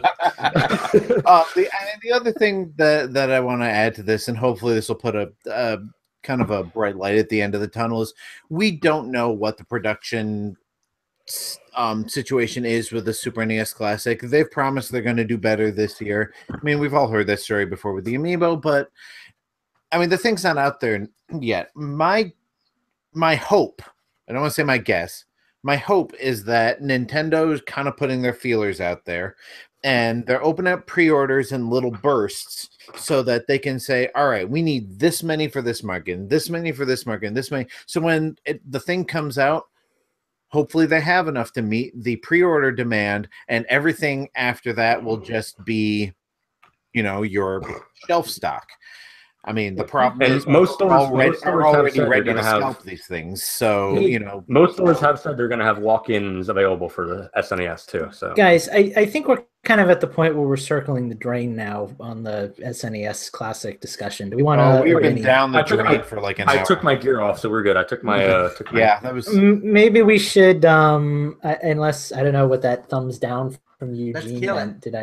Did I do a bad? Oh, okay. I thought Eugene was like, "You've usurped the role of Infendo. Get on with it." Yeah. So, man, you need to backpedal, bro. You've gone like way too over the wave, man. When did we hire Mel Blanc? In the words of Base Eugene, let's all take 5, get our stuff together, and get ready for Gentis Nintendo's Fun Night, where we all hate him for the rest of our lives. Oh, and just so everyone knows, the totals are in for hashtag Infendo Civil War. Eastern Standard Time has won with 54%. So. And I mean, that's not even considering all the illegal Mexicans who voted for Mountain.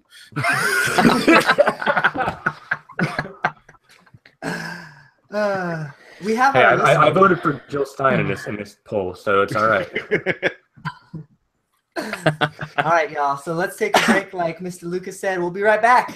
Yeah, I really got to pee, especially after Mike's little voice practice there.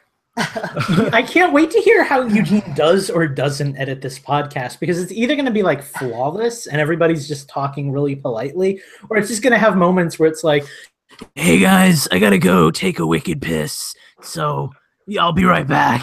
If it was flawless and us not talking over each other, the show would be 10 minutes long. Let me just grab my Club Nintendo water bottle and pee into it, and we'll get right back to the show. Shit, by the way, you figured me out. How's my audio? You sound fine. Do I sound better than these two knuckleheads? You sound good. Yeah. Speaking of putting our feelers out, guys, I got these for my girlfriend for her birthday. They're flamingo slippers. They're really awesome. Nice. Wait, did I ever show you these? Because I have something that will rock your world. Did I ever show you these? Oh God. I got these last Christmas. They are Charizard slippers, and they are my babies. And I only wear them. I only wear them on special occasions, like when a new Pokemon game comes out or when my feet get cold. I think you have shown me those. And the coolest thing. Oh, that's beautiful, dude. But the best thing about these is my cats think they're actual animals who are trying to kill them. It's like I run around the house in them, and the cats freak. Joe's looking at it right now. He doesn't know what to do with it. That's a cool Greymon you have in your hand there, Lucas. Oh yeah, it's Patamon Digivolve into Super Mega Ultra Patamon. Digimon, it's not just Pokemon. It's better because they can talk. Anybody got some beer? No. Oh man, what a boring break this is. fucking when I was in Virginia, like I had developed this surfer bro like voice that I was doing for like half the trip. Like the 4-hour ride down to Virginia was like super long, and I got sciatica and everything, and so I was literally in the car with my girlfriend. I was just like, "Whoa, man, we're like in Virginia, bro." She's like, "It's for lovers, man." like look at the gnarly mountains, bro. Like, bro. And then that was the point where my girlfriend decided that I was not worth having around anymore, and she jumped out the car and hiked to Virginia. Well, if it's any consolation, now I have you all to myself for monster hunting. Who needs other people or relationships? Hey, thanks. Fucking hack tweeted me last night when I posted photos about the Monster Hunter. Fucking he was like, "Let's hunt." I'm like, "I'm going to bed, man." And I'm sitting there, I'm like, why does no one remember I'm going to bed? Fuck. I was tweeting, I think it was Hacks, and I had posted a photo of my like 5-hour Monster Hunter download. And he thought that it was Mario and Rabbids. So he was like, "Your lies, you will be skewered on a plate of..." I don't know, it was a better reference than that. But like, we were doing this back and forth, and I'm like, I don't know what you're talking about. Like, what's going on? And like, finally, like, I show myself like playing the game, and he's like, "Oh, it's that game." You also confused me with Monster Hunter because I don't know why, but I thought I would just be like cryptic and show a download. Like I just did like ... and like a 5-hour download window. And I was like, this will be fun. People will guess what I'm playing, and everyone's just like, "You get the rabbits." See that, like, I'm not sure if your Switch ever went into sleep mode and stuff while you're downloading, but I went to have dinner like after I started downloading the game, and it didn't download in sleep mode. Fucking, I came back from having a 2-hour download to like a 4-hour download, and finally it came down like an hour and a half, and it finished. Like, mine went into sleep mode, but it didn't stop the download. It froze at 99% and said download was paused, and I couldn't figure out how to unfreeze it for like 5 minutes, and then it just kind of did it. Oh, that's right. The side story to this is that when I first posted that, I did post it as a reply to Hacks, but that was just because my Switch like skipped a beat and posted in the wrong spot. Okay. So that's a thing. So I have good news and bad news. The bad news is my girlfriend. You got a fairy. My girlfriend has to work the overnight tonight. Oh. The good news is it means I don't have to drop out when she gets home. Because I'll be asleep. All right, well, y'all, I guess now's as good a time as any to get rolling. Oh no, here we go. Steve, I hear you have good things for us, and I hear you're going to be the hostess with the mostest. So why don't you take us away? Yeah, we'd like to try. Can we call him Twinkie the Kid? Donkey Kong. Apparently, I'm supposed to call him like Peacock or something like that. That is not the word. That is not quite right. You know what? That's the best one yet. It's his last. It's his last name. Mike. Great job. It's his last name and Jew. No. Peacock works better. I like it. That one syllable. That's all it took. I'm just imagining Ash walking through the field, and all of a sudden, like, Pikachu pops up. It's like, "Pika my cock! Pika my cock!" I think we found our stinger, ladies and gentlemen. Maybe even our episode title. Please, dear God, no. We will never get verified. All right. Oh, please, if Trump can be verified, we can. God. So if whenever you're ready, Steve, you can take us away into Nintendo Tunes, and yeah, we'll edit that in accordingly. So yeah. All right, so let's make sure I'm looking at everything. Everybody want to click on my face real quick, and then I'll do the intro. Yeah, good point. I'm not going to click all over your face. I'm not going to click on your face because then I guess the entire. Ooh, I got to see you shake your head. Face, so I'll just. Okay. Okay. All right, are we all ready? Okay, and Justin, you're keeping score? Good, because I'm keeping track of well. Yeah, okay. I'd like to request a new scorekeeper. I don't trust Justin. Is Heather White still in the chat? Can Heather help Yeah, us I was going to say, where's Heather? I was going to say she was here, but I think she was doing chores. I've been honest in my scorekeeping. He has. And I trust apologize for Justin. giving Mike that point last week.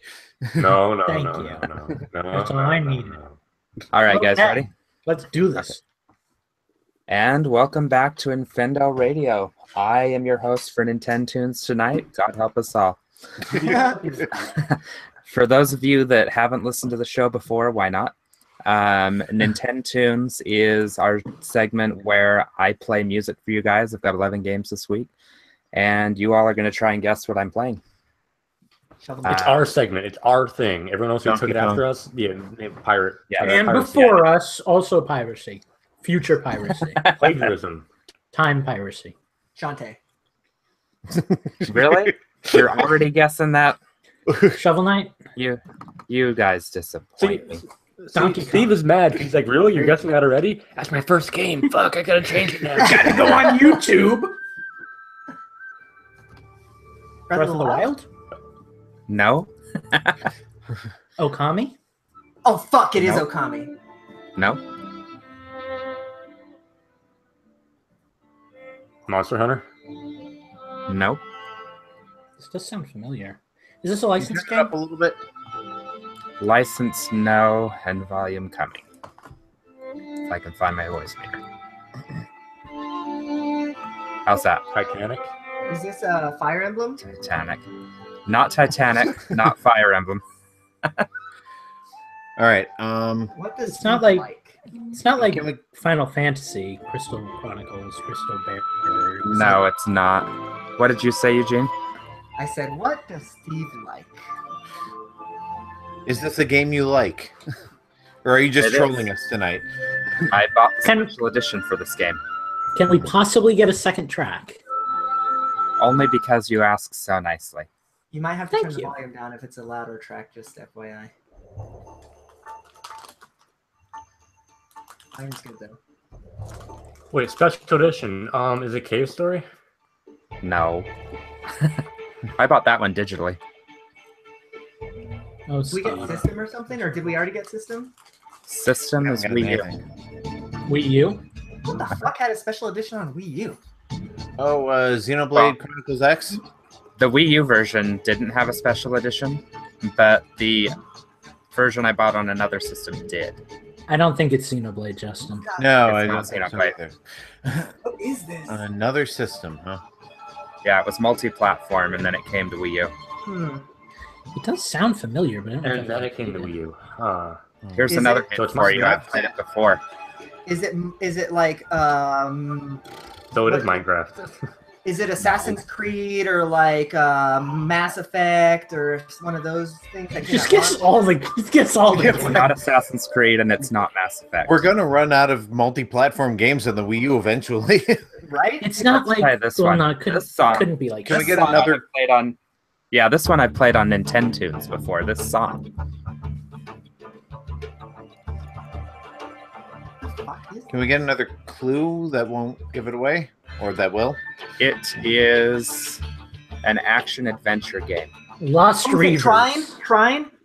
No, Lucas. No, Eugene. Fuck. Oh, it's not. No, I think that was Eugene's last time. This I was gonna song say, is my is it parents' Conduit? ringtone, for those of you that know me. It's What? not even a Wii U game. Phantom. It is not Zombie U. Is it Rayman? Isn't it? And chat, I just barely paid attention to you, so whatever you said before that, I'm sorry. It is not Rayman. Was it a good game? It wasn't regarded as one of the greatest games ever. I think IGN gave it a 6 or a 7. Eugene, did you Deus already Ex? say? Eugene, did you already say Trine 2? I did. Yeah. Eugene, what did you just say? Is it Deus Ex. It's not Deus Ex. Fuck. How are you Is guys it dancing around this? It was in a humble. Mass Effect? That's Humble it's not Mass bundle. Effect. Oh, is it? Oh, crap. Darkstalkers 2? Oh, Or Dark something or other? Darksiders 2. Darksiders 2. Son of That's when a you got that. bitch. And that's the same Damn. mistake you made last time too. Yes, I always get that one. And then what's the other? Dark Souls is the other one. I was confused with those two. Yeah, remember the Dark Darkstalkers Souls, is the fighting game. Darkstalkers, yeah. So yeah, that was Darksiders 2. Son of a bitch. So who got the point for that? You did. You did. you did. Okay. I did. By the laws of Nintendo. All right, who's ready for game 2? Bring it. Oh shit. Oh my god. Lover. Nope. Oh shit, this is game Clay. 1. God damn it. Claymates. I know what this fucking is. Oh, Mario Party? 9, 10, 8, 7, 6, 5, 4, 3, 2, 1. 4, 3, 2, 1. It's not any of the Mario 11? parties that have been said. DS. Mario Party Advance. DS. Ah, Lucas, I heard him first. yeah, boy. Never played it, but it sounded like Mario Party. Yeah, I picked the wrong track to start that one out.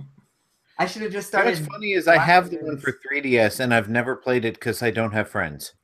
Okay. Well, That this is on that L9. game You is guys- shit. Friends. Okay, There's well, two I for don't have 3DS. local friends. All right, let's try this one and see how this goes. Okay. Oh, fuck, Sonic Mania. Damn. Go! We didn't have time to write the title down. Boo! Boo! You fucking Disqualified. Boo. fucking you get mine out. Damn, fucking now this is like I was like, I know this. Gotta go fast. Well, this will be a fun one. I bought this soundtrack just for this. This is a really good soundtrack. Double Knight. Is this still Sonic or are we on the next round? This is the next round. Little bit loud. Steve just kind of abruptly starts rounds. Usually I do that when you all are complaining. Okay, what did Grant Kirkhope do the music for? Is it Snake Pass? Did he even do Snake Pass? Is this Grant I don't- Kirkhope? I don't know. No, this is not whoever you guys were just Okay. saying. This isn't Shantae and the Pirate's Curse, is it? No, it's not. It's just a soundtrack I remember us discussing. So Tape Story, Bravely Defiant. the fart. Bravely Defiant. No, both of those. And Phantom, it's not Gubble. Gubble. It So shows would that the wait. Would the sequel always to Gubble. Bravely Depart be Well- Bravely #2? No, that would be Bravely That's the Bravely Shaft. second. I want you all to know my wife just texted me and she got it. Totally missed that. I don't even know if she's listening to me. Okay, dear Justina, I've always liked you the most of the Infendo wives. You don't You guys ready? for that. You guys ready Next for a new track? Please. Or a clue, or both. Are you guys off? Donkey Kong. Something. Donkey Kong Trouble in Freeze. Donkey Kong. Nope. It's not ukulele. And my Donkey wife Kong can kind River. of hear me after all. And no, it's not any of those. I'm gonna get no It's, points. it's Don't not think of Grant Kirkhope. So Yeah, I think he's trying to throw you guys off. It's not. No, I'm trying to stump it's not you. Elements, is it? It's not No. Elements. Ooh, that would have been a deep cut. give me a platform. Platform. Originally on Wii U. Originally. And then it was ported somewhere. Lost Reavers. No.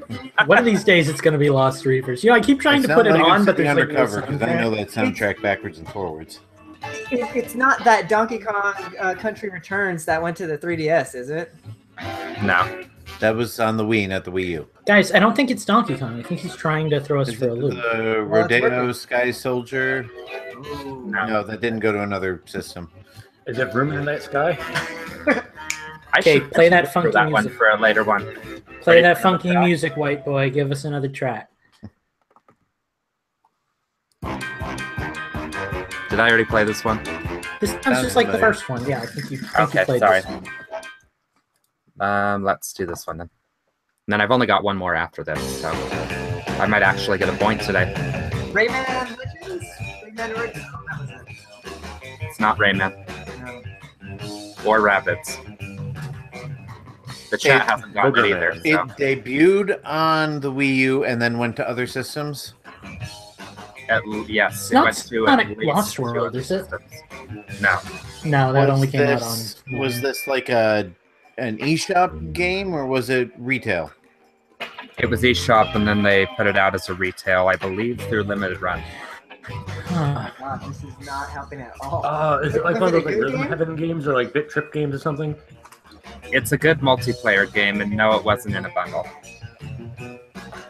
Oh, is this Okay, Retro City um, Rampage? No. No. I told you guys I wasn't using that this week. Is it that fucking that bird game that like? What? That's not trying. Fucking that multiplayer bird game that was on the Wii U and everything. Angry Birds? Oh. Pax just got it. Oh, Is Mike close? It has nothing to do with birds. It's not like Star Wall or something, is it? I think I was closer with like fucking those rhythm games, fucking other rhythm games. You were Well, he close said it was an to the action games adventure, that- didn't he? Let's Not get on this one. another. Let's get another. This So is- it's not Harmonite. That was on 3DS. Is it that Run game? That Runbow? Yes. Whoa. I pulled that one out of my anus right there, man. I could feel that one coming out. Like, Yeah, so could Mike. you could feel that coming out of his anus? we're connected in more ways than you'd think. Oh, dear. Apparently like a centipede. Anyway. Like literally, if you took the cameras and you put them side to side, you'd have a complete view of our room. All right, you guys ready for the next one? I Mm-hmm. think so. Round 5. Fight. Earthworm Jim! Yep. Damn. Okay, no more That was texting my like girlfriend. 3 I'm nuts fucking playing. Justin, where are we at point wise? Well, Not that I Eugene care has or one, anything. Lucas has 2. no, yeah, not that you care. You're leading. You have 2. The rest of us are tied at 1. So it's almost like I'm royalty and you're all peasants under me. Cool. Here we go. Stop that. Can you be more specific? Pass me here. Mike? Nope. No, Just give it to Mike. It's gonna be one of them. Okay. I'll give it to Mike. This is Pirate's Curse. It is Pirate's Curse, yeah. I haven't gotten that far in it. I appreciate that all of us shut up and just let Mike finish his thought. Like he had it. Okay. This is going to be a quick game, clearly. I'm having fun though. Okay. I like it when you host. Oh, God, I fuck know me. this. Oh my dick. Animaniacs. No. No. Sounds like it though. Shut up! Just shut up! You shut up. La la la la la la la la la la la la. Oh, motherfucker. Also Wii U? No. 3DS. You better give us clues quickly, or Eugene's, Harmonite? brain is going to start No. working again. Okay, give us another track. The smoke will clear. Hopefully not. Let's try this Dragon one. Quest 6? No. Well, I'm sorry, I missed the system. Mario Hoops 3 on? 3DS. No, Lucas. Damn it. Why do I Mario know this? Tennis Open. Mario Sports Collection? I don't know, one of those Mario Sports Nah. games? Is it a Mario sports game? Is it a Mario game? It does have Mario in the title. Okay, and it's not Mario and Tennis Luigi Open? Dream Team. Mario and Luigi No. Partners in Poop. Mario and Luigi Magic. Bowser's Inside Story. It's the one with Paper Mario in it. The Mario Luigi Paper Is Mario it one. Paper Jam, Mario Paper Jam. Party Oh, All-Star? fuck. Wait, what is it? Paper Jam. Paper Jam. Yeah. I'm giving that to Mike because I heard him start. Yeah, that it was first. Yeah. Well, Lucas, you are now officially a peasant like the rest of us. I'm like nobility. I'm in second place. You guys You're are a at the bottom. disability. Only to you, All right. baby. Who's ready for 8? I love how You know I like him flew that immobile. out. I like word vomited that entire thing. Like, oh Mario. The one with the paper. Okay, everybody shut up. Oh, fuck. Oh, fuck. Oh, yeah. Dream Drop Hurt Distance, Kingdom Hearts. No. What is I this? love the look on Justin's face. Fuck. Shut up, Eugene. Oh, this is lovely. Shit, what is this? I don't Oh. No. You Wait. guys are all on the same side of the screen. I want you to know that. All right, this thinking is side. Epic Mickey Power of, or not Power of Two, the 3DS one, is it? No. Okay. I just need to get that out of my head so something else would jump in. Like Kingdom Hearts at all? Like close? No. Good. Let's get Okay, another Steve, track. man. second track. Yeah. Play my troll tracks first. Fuck you. Troll. Oh, DuckTales! Yes. Shit! Justin got it. Son of a bitch! DuckTales, I think. Yes, DuckTales Remastered. Damn it! Damn it! Damn it! That's a good one, Steve. I Well done on that. This was the 8-bit song I was talking about. Would anybody have gotten it from this? Yeah. Oh, I wouldn't yeah, have gotten it unless you played the Moon soundtrack. Oh, yeah. No, I didn't have that on there. That's too easy. It's the only one I know. DuckTales is like one of my first ever games I've ever played. Yeah, I would have got that shit off. Am I the only one who never played DuckTales? No. Did you not? You haven't played the original or the remaster, I assume, huh? No, and I never watched the show, so there's just like, I don't know, there's no incentive for me. I've heard it's a good game, but like, eh. All right. I just Hey, looked at I'd the never chat seen real a quick to James see what's Bond going on. movie before I played GoldenEye, but, you know, that didn't stop me. I just looked through the chat real quick to see how everyone was doing because I wanted to see what's going on. And fucking Hacks The is like, I chat's- love how you let Eugene cuss. The chat's And how- being surprisingly quiet. They're trying to guess, but they're struggling with some of these games. Hacks is doing well though. Heather is saying that Hey. you get fuck at least a few games per round, Eugene. Probably true. All right, who's ready for the next one? Hit me. Ready.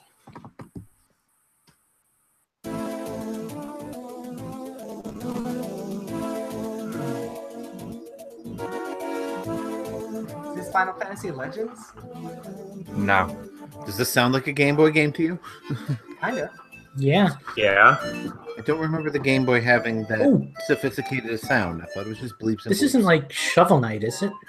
No. Guys, my balls. Oh, this is fun tormenting you guys. Sorry, Mike. I don't know what to tell you. I know that riff. I know that riff. What the fuck? Can we get a system? The version that I pulled this from is on Switch. It may or may not be out on other systems. I'm not sure. So Mutant that means Muds. it is. No, Damn it. it's not Mutant Muds. What is Why can't you ever be predictable? Like, Retro City Eugene is Retro? having a seizure over there. Can we get Not another like- track? Yeah, another track time.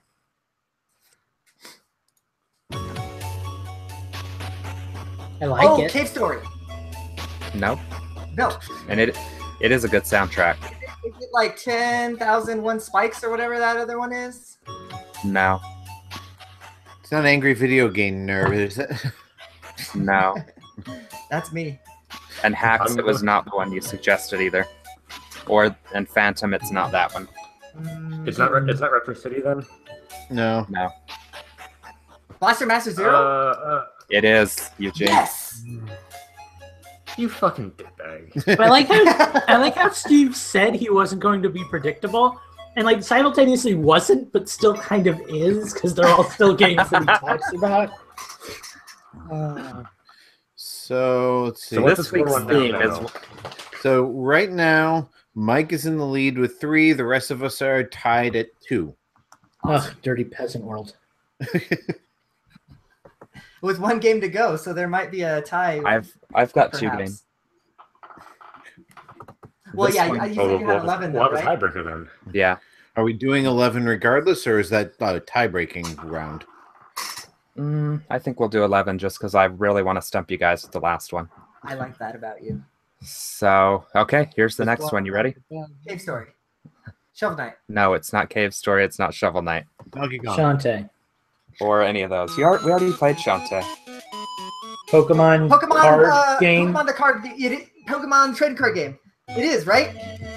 No, but that was fun to watch y'all struggle. I'd like to point out that y'all Pokemon was Trading Card Game literally too. Here's just something Eugene. Harmonite? This is beautiful. This sounds more like Kirby than Pokemon to me.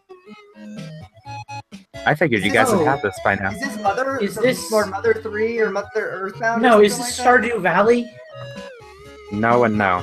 Is it Is it Citizens a of Earth? VVVV game or something like that? Mike, it's not what you said. Lucas, what did you say? Citizens of Earth. No. Wow, that's that? that's Or a another big. track, maybe? Yep. Can I buy a vowel? Oh, congratulations. I gave you the most common one. That was my smart-ass way of asking for a hint. Yeah, he gave you an E. So here's my hint. This game is a I'll sequel. give you an F. Pokemon trading card game 2? Shantae. They did have Two? one. Yeah, and that, Spectre of Torment. Mike, you're not even on the right system. Eugene, you're getting a little closer, but it's not. what did Eugene Double say? He said Spectre of Torment. And it's not Shantae 2. No, I've already used Shantae.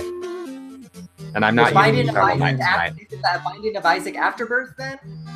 No, that game doesn't have music this good. Hmm. System is Is it like Don't 3DS. Starve or something like that? I'm sorry, what did you say system was? System is 3DS. 3DS. Can I It's get just- publisher? Yeah, it's just gonna be another indie game. Let's see. Yes, publisher was Renegade Kid before they broke up. That's- Mutant Muds then. What's the sequel, Eugene? Mutant Muds Returns. 2. Come Yeah. on. Yes, Eugene, you got it. It's Super Challenge. Why does it seem like? Why does it seem like you only force the black guy to be specific, and you let all the white guys? I made I mean- someone else say an extra word. Yeah, but that's That was Mike. me. He's like the next blackest one. I'm not gonna disagree with you there. Actually, I'm getting a sense. I'm getting a sense of racial profiling in Nintendo's, and I want to speak up. It's okay. so- It's okay. Trump will pardon him. All right, so right now, Eugene and Mike are tied at 3. Lucas and I are tied at 2. Since Steve only has one more, I say we let Eugene and Mike duke it out on this I one. say screw you. I want to get out of peasant land and leave you all alone. So, All right, All Steve, right. you give the point to whoever you think deserves it. Then. I'm wondering if any of you guys are even going to get this, is the sad part. Okay, here we go. Oh, you fucking wait, bitch. Why you? Can you hear it? Not over Mike. I don't know if he's yelling at his balls or what's going on. I'm a little worried. My dog's coughing. I'm trying to figure out why, but you keep. Do we need to pause for a sec? We can. it helps it get Your out. dog okay? I can't hear a thing. Justin. I think That's because I paused it. I was trying to make sure Mike's dog was okay. I think Mike's just cheating. Come on. He's got Nintendo's Shazam open up on his iTunes or on his phone. Wouldn't that just be regular Shazam? Is I he don't know okay? if- does Is he Shazam okay, work for Mike? video Yeah, game he's stuff? probably all right. He's probably all right. I'm gonna Wait invent on that me. shit. I'll start this track over since nobody actually heard it. And louder, maybe? Yeah. Louder than it is now. Please. It's not Majora's Mask, is it? No. Oh, definitely not. Now that I hear It's it. a Wii game. You said it's a Wii game? No. It's not Wii. GameCube. This, Prince of Persia. This game is on Switch. And I think it might be on 3DS, but I'm not 100% sure. this isn't that one that Louvjian made, is it? Oh my No, god. it's not Fusion, no. Twisted Fusion. You said it's on Switch? And Wii Yeah, U? Switch. I mean, Switch and 3DS? Switch and I think 3DS. Let me double check. And maybe throw us a second soundtrack while you're at Yeah, it, because I please. feel like you're misleading us on purpose here. Yeah. Cave Story. It's not going to be Cave Story. Oh my god. Next time Oh. I host, I am subtracting points for every time you guys guess Shut up. the same stupid game over and over again. Shut up. Can you play that all from the start again, please? Is it Hollow Knight? It's not Hollow Knight.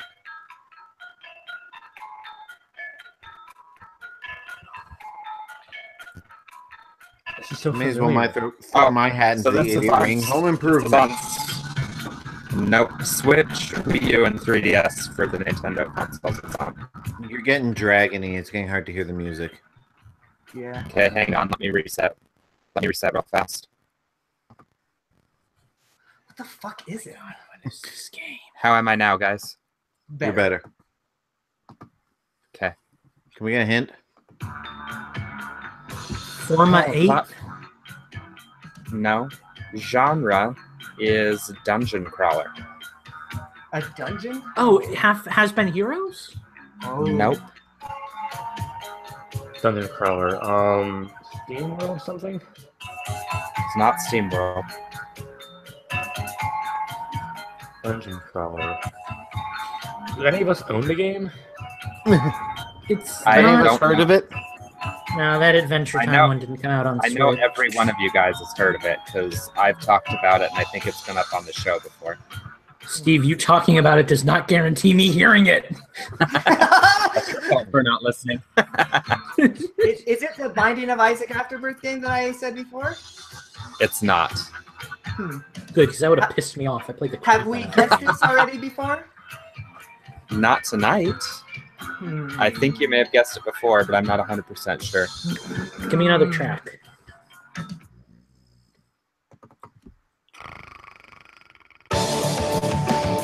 Oh, come on! Not the same. All right, it is. And you're dragging You're it. blowing out the speakers. And you woke me up. Let me change my sound settings again. It's weird that it does that. Yeah, it's better than internet issues. Yeah, that's fucking true. Hmm. Can you hear me now? Yes.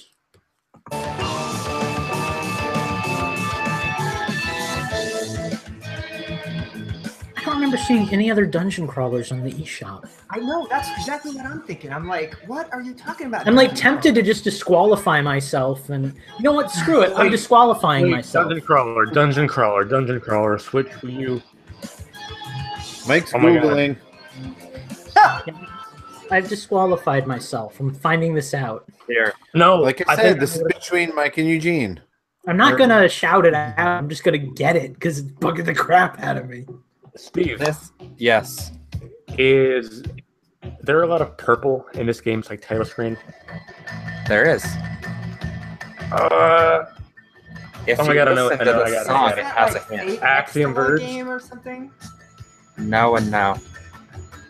It's not actually. Oh, I know what it is. Nope. I know what it is. I'm almost positive I know what it is. Oh, maybe not. That doesn't look like I thought it did. So is everybody Googling it now? Not me. I'm being honorable, y'all. I already said I'm honorably discharged. Oh, hold on. Listen What, to the lyrics. I nocturnally discharge. Is it a multiplayer game? No, it's not. It's definitely single player. Here's another hint. Was You it can a only- recent release? It was, and you can also only play it in handheld mode on the Switch. Ooh, Oh. Goez? That Goez one? Nope. More Ooh, recent. What? Stop helping him, Lucas. Lucas, throw him out some hints because I'm struggling. It was I making think my I'm track. throwing them out a hint right now. Here's a hint. Drinkbox Studios. Who? Oh, Severed. Mike, Oh, well done. Yeah, well done. Was it the arm like this that helped? Please tell me it was. No, Drinkbox gave it to me. I didn't even see your arm. I'm sorry. Oh, now yeah. Mike's getting dragony. Ah, Am I dragging you? So Mike wins. And change of plans. My girlfriend is coming home tonight, so I don't know how much time I have. well, fair enough. Well, I guess I we'll was just really find out. hoping somebody would get that game. Now you're dragony. So here's the thing. I didn't know Severed was a dungeon crawler. I always thought it was kind of like an arcade platformer or something. I always thought of it kind of like a beat 'em up. Actually, I don't know why, but Yeah, I didn't want to give you too many more hints about it being multi-platform like on iOS or Let me Vita because see. that would have been a giveaway. I want to see what this game is. If I'm thinking about the same game, let me see. It's the one with the hand, the girl on the cover who's missing a hand, and you like control the hand. Oh, yep, I'm looking at That's it why I right was doing. now. That's why I was doing this. It wasn't just, you know. Now Lucas is getting choppy. Jeez. Am I the only one not having internet issues tonight? Or are you I the think- only one having them? Yeah, I probably. think mine is my computer. I want to switch my settings at the break. Am I still Okay. choppy? Because I can like turn off and back on. Yeah, well, why don't we're kind of breaking it right now anyway. So let's hit the break. We'll all change our settings and then we'll be right back. Hey, Eugene. Yeah. If I just switch on my Hangouts now that we're done with Nintendo Tunes, if I just switch that to its usual settings, do you think that'll help the dragon thing? No, because it won't work because everything is feeding through voice meter. So what you're going to have to do is either you're going to have to close voice meter, which is going to in turn mean that you're going to have to stop your Audacity recording and send me 2 different recordings, which isn't a problem. We can always sync up again. I mean, it's up to you. I'm just not sure how long the export would take. You don't have to export it right away. So what? Oh, you I can save as, huh? Yeah, you can just save it and then start another How one. do Yeah. I sound now? Same. Worse. Okay, well, while Mike figures that out, I'm going to change my settings back to normal. Yeah, because you sound awful too. Okay. Hey, people in the chat, do we sound, or do the dragons sound like dragons, or are we just crazy on our end? Like, what's going on? How does it sound to y'all? Yeah, I'm going back to my emulator. Are you playing still? That Okay, Eugene, maybe Mike's got a good idea. Maybe we do just both, him and I just both start new recordings. And Hax says we sound like dragons. Yeah. So maybe we do both start new recordings real quick. yeah. I would try dropping out of the call too, and because I don't know exactly, because yeah, I just don't know honestly. Okay. Eugene, can you hear me? Sure. Can you hear me? I got to tell you something, Eugene. While I was off camera, I had one of the biggest, gassiest burps I've ever had in my young adult life. I'm gonna need you to edit it out, Eugene. It was really bad, Eugene. It got really burpy, Eugene. Does it sound like this? It was worse than that, Eugene. And then right afterwards, I apologized to you, Eugene.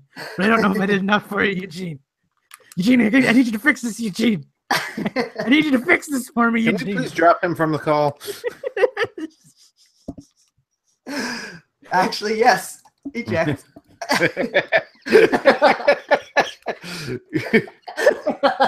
Oh. It's just me and you now. Yeah, so what were you trying to ask me before? Quite honestly, I really don't know. I said I was playing an emulator and you were asking am I. What are you emulating? What console are you emulating now? Well, again, I'm doing the OpenEmu, which is a multi-console emulator. I started out playing Mighty Morphin Power Rangers on the Game Gear, and then I got to a tough level and gave up on that. Now I'm playing a ROM hack of Ultimate Mortal Kombat on the Genesis, which includes every version of every character from every 2D Mortal Kombat, and it is just nuts. Like my first match was I was Mortal Kombat 1 Sub-Zero playing against Mortal Kombat 3 Sub-Zero. Oh god. And I'm kind of wishing this was a real thing now, with guys? arcade perfect graphics and sound right now. That's actually pretty. Now I'm Mortal Kombat 1 Sub-Zero fighting against Mortal Kombat 2 Scorpion in Jade's Desert from Ultimate Mortal Kombat. I'm gonna have to talk to you about this after the show because that sounds like right up my alley. I can put it in the Dropbox. Oh, Lucas is blocked. I guess I unintentionally blocked Lucas. How do I sound now, and what the hell did I just miss? Yeah, what if I missed? Lucas is no longer part of Infendo. He has been voted off the island. Apparently, by me booting him from the call by hitting the eject button, it actually kicked him from the show. He can't come back in, so I'm gonna have to invite him manually. Oh God. So If you die in Intentunes, you die for real. Okay, somebody else makes a 90s reference. I got nothing. So I guess I'm good then on either way. Am I good? Yeah, you're good. yeah, you sound. Am I much okay? better. Okay, good. Yep, you sound good. So I think Hopefully- what mine might be Unfortunately, is you're actually okay. oh good. I think what mine might be is a RAM issue just when I'm running Nintendo's. I bet you that is the case. That's why we had the one issue last time too. But that's okay. I don't do it very often. I don't ever have to do it again. Are if you guys want. getting back?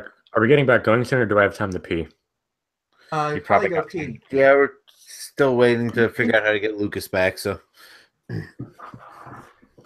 Yeah, Runbow. That Oh, soundtrack weird. is so good, you guys. I will upload that to Drive later. I'm fighting Kentaro in the middle of the tree thing that you gotta climb up. There he is. Yay! Lucas is back. Oh, Oh, we don't have to Back. look at him. Yes. Aw. I was actually leaving you a voice message in case you were unable to get me back God, I on. can see your tonsils with that thing lighting up your face.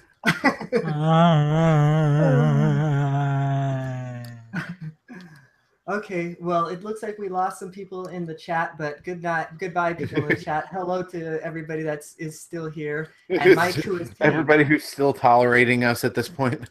Yeah, we'll be back here in a minute. We got Lucas back. He's here. I love you so much. He probably gave us some good stinger material. Hey, Lucas, I've got a question for you. You're my favorite. Don't listen to Gentis right now.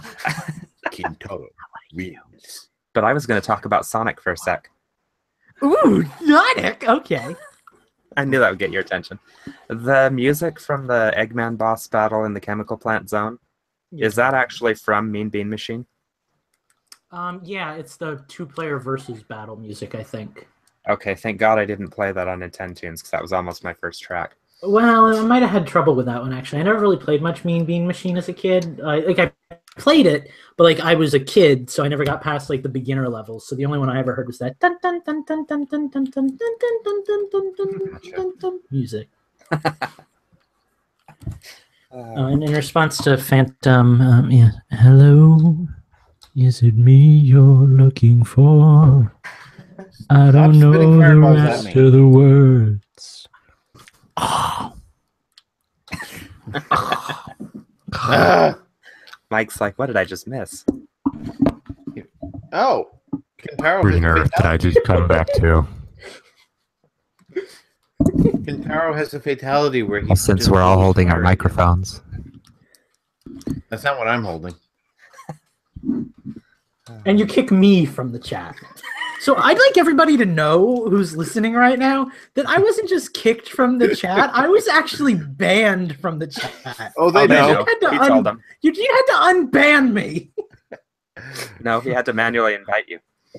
They're still banned. We don't need none of your kind here at Infendo, boy. I hope that every episode from now on is a huge hassle for you and you have to re-invite me because I'm perma-banned. Ooh, that would be funny. In a weird twist of fate. I don't even think Eugene's paying attention right now. He's like, whatever, fuck it. Or he's frozen. I'm Nope, typing. he's sorry. not frozen. I saw him move. I get retarded when I type. I have to really concentrate. Sorry, I didn't mean to. The other That's actually- day, hell of a mess. my Eugene went to her. All right, what version of what Mortal Kombat character should I play as next? Okay, guys, I think now is as good a time as any to come back. But did you guys have to start new recordings? I already Yeah, I did. And Okay. Wait, So- why did we start new recordings? Me and Mike had to. Your stuff was all messed up, so we're gonna have to sync up again. So let's get ready to clap round 2. And in 3, 2, 1. That was the worst count ever.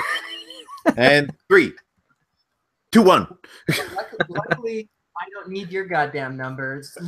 Mike, where were you at? I was at 6:31 and a half. 6 minutes, 31 seconds, and halfway between 32 seconds. Jesus Christ. Steve, where were you at? Again, because you all ramble, I think I was at 5:49. There's 3 snaps. Cool, that works for me. And All right. Eugene, like honestly, like there's a lot of stuff you're gonna have to edit out from that time when I was like banned from the island. So listen to it and enjoy it. But like, there's awkward silences. There's me talking to you. There's Honestly, moments, this is my favorite part to listen to of the podcast, like the breaks between, because this is where all the funniest shit happens and where all the stingers. Yeah, the rest of the show sucks. All right, y'all. So let's get rolling since we're already pretty late and we can hit Infendo change the system. So yeah, I guess we'll get started. We're back. We did it. Everybody's no longer a dragon. Daenerys is saved. Everything is good. So let's hit Infendo change the system while we still have time left in the night. Does anybody want to take the lead here? I'll take the lead. Get it. Behind. Okay, because I don't really have a lot. Well, actually, I do kind of have something big to say. Start with the small stuff. Pokemon tournament. Me and Gentis this weekend. We're gonna fight. It's gonna be I'm awesome. gonna kick your ass. I'm gonna kick yours. We're gonna fight. It's gonna be cool. We'll put it on YouTube. You can all watch it. Knock you out. Huh. Mama said knock you out. Huh. Okay. I really haven't been playing that much else. I got through like almost all of the Shovel Knights. But I am also playing Monster Hunter Double Cross on the Nintendo Switch. So that's the thing. If you know me and you've creepily followed me from my earliest podcasts about Monster Hunter with Mike, like Steve, the creeper follower stalker man, then I know you didn't listen to the Monster Hunter ones. I don't think you did. But anyway, you would know that I'm really excited for this because Monster Hunter is a thing and Double Cross is really cool. And we're playing it all in Japanese. So sometimes that means just mindlessly figuring out what button does what. Sometimes it's memorizing from the old games, but the menus are really different in this one. And sometimes it's using funny Google Translate apps and tweeting the results on Twitter. So be sure to follow me at Mike_DA_parrot. You can see all the hilarity that ensues. I'll come up with a good hashtag for these so we can keep them organized. Maybe like Monstro Hunters or something. Something funny. You'll like it. But yeah, and me and Mike are going to play tonight. Me and Mike are going to play tonight, and it's going to be amazing. So that's a thing. Mike and I. No, me and Mike. I before he, except after she. I don't know how to respond to that. Exactly. And that's pretty much all I've been doing. Oh, and I guess the other noteworthy thing is Super Nintendo emulator on my laptop with a plugged-in SNES 8-bit controller is really cool. I've been doing some of that too, but not like religiously, just a round or two. What have you like dabbled into on that emulator? Well, I want to do Mario RPG on my phone, but I can't really get the Bluetooth to, like the Bluetooth syncs up to my 8-bit but I think I need like extra things to make it work with my phone because it is compatible with Android and it is compatible with the emulator that I'm using, but I can't make that work. Does your phone have like the latest Bluetooth spec? Because that might be. I think so. I don't know. I mean, it picked up the controller. That's not the problem. The problem is getting the emulator or getting the controller to input on the emulator, which I think I could fix by plugging into a USB, but USB. So, Lucas, didn't you have an Infendo game night this weekend? Now Lucas is starting yeah. to have issues with his sound. Oh, really? Yeah. Nah, you're fine for a minute. Sound okay for me. Maybe it's me this time. Well, I'm just gonna keep rambling because it'll sound okay in the thing. And we've got like 2 live listeners, and they're talking amongst themselves. So, yeah, and also I'd love to beat Mario 2 at some point on Mario All Stars because I've never beaten that game. It's like the Mario game that got away, not Lost World or whatever, but like the R2 USA. So that's the thing. And like Mike said, yeah, we had a Nintendo game night. And I'll let Steve talk about some of that because, hey, Steve did some pretty cool stuff last time. But I also did some pretty cool stuff because I hunted with a couple of newbies. And that was cool. Minus 64 was there. Phantom was there. And we hunted and we voice chatted. And it was amazing. So that was cool. I wasn't there. Yeah, Mike will tell you all about that in his Change the System, I'm sure. All right. And that Ooh, makes me next. I guess All right. yeah, hit it then. Hop on in. I am up next. So before I get going, I need to point out an Infendo game that I didn't get to go to playing Monster Hunter Generations on our last Infendo night. Most of Phantom was getting a copy of Monster Hunter Generations, however, it wasn't going to show up. So I gifted him a code. So I gifted him a code for Monster Hunter Generations on the 3DS. So that means as a spare copy of Monster Hunter Generations, and apparently I'm breaking up on the chat. Am I good, guys? You're better okay. now, but Yeah. I So say roll with it. basically, Phantom has an extra copy of Monster Hunter Generations on Nintendo 3DS because I gifted him a copy so he could play with us. A copy of Monster Hunter. We'll figure out a way to gift it to you or make it a prize or something. I don't know. We'll work on that. Awesome. Yeah. And then I have been playing next to nothing because I don't have time. But I did play some Tetris. I found out while I was waiting for Monster Hunter to download that you can turn off the 150 line cap in marathon mode. So I played till I hit 1,000 lines, and then I gave up and I turned it off because I was fucking bored. Oh my god. That game. But what else I've been playing? I've been playing Monster Hunter Double Cross. That's been fun. I feel like a whole new man again, even though my character is the exact same as he was before. Just in HD-ish. Oh yeah. Dude, it looks so fucking great.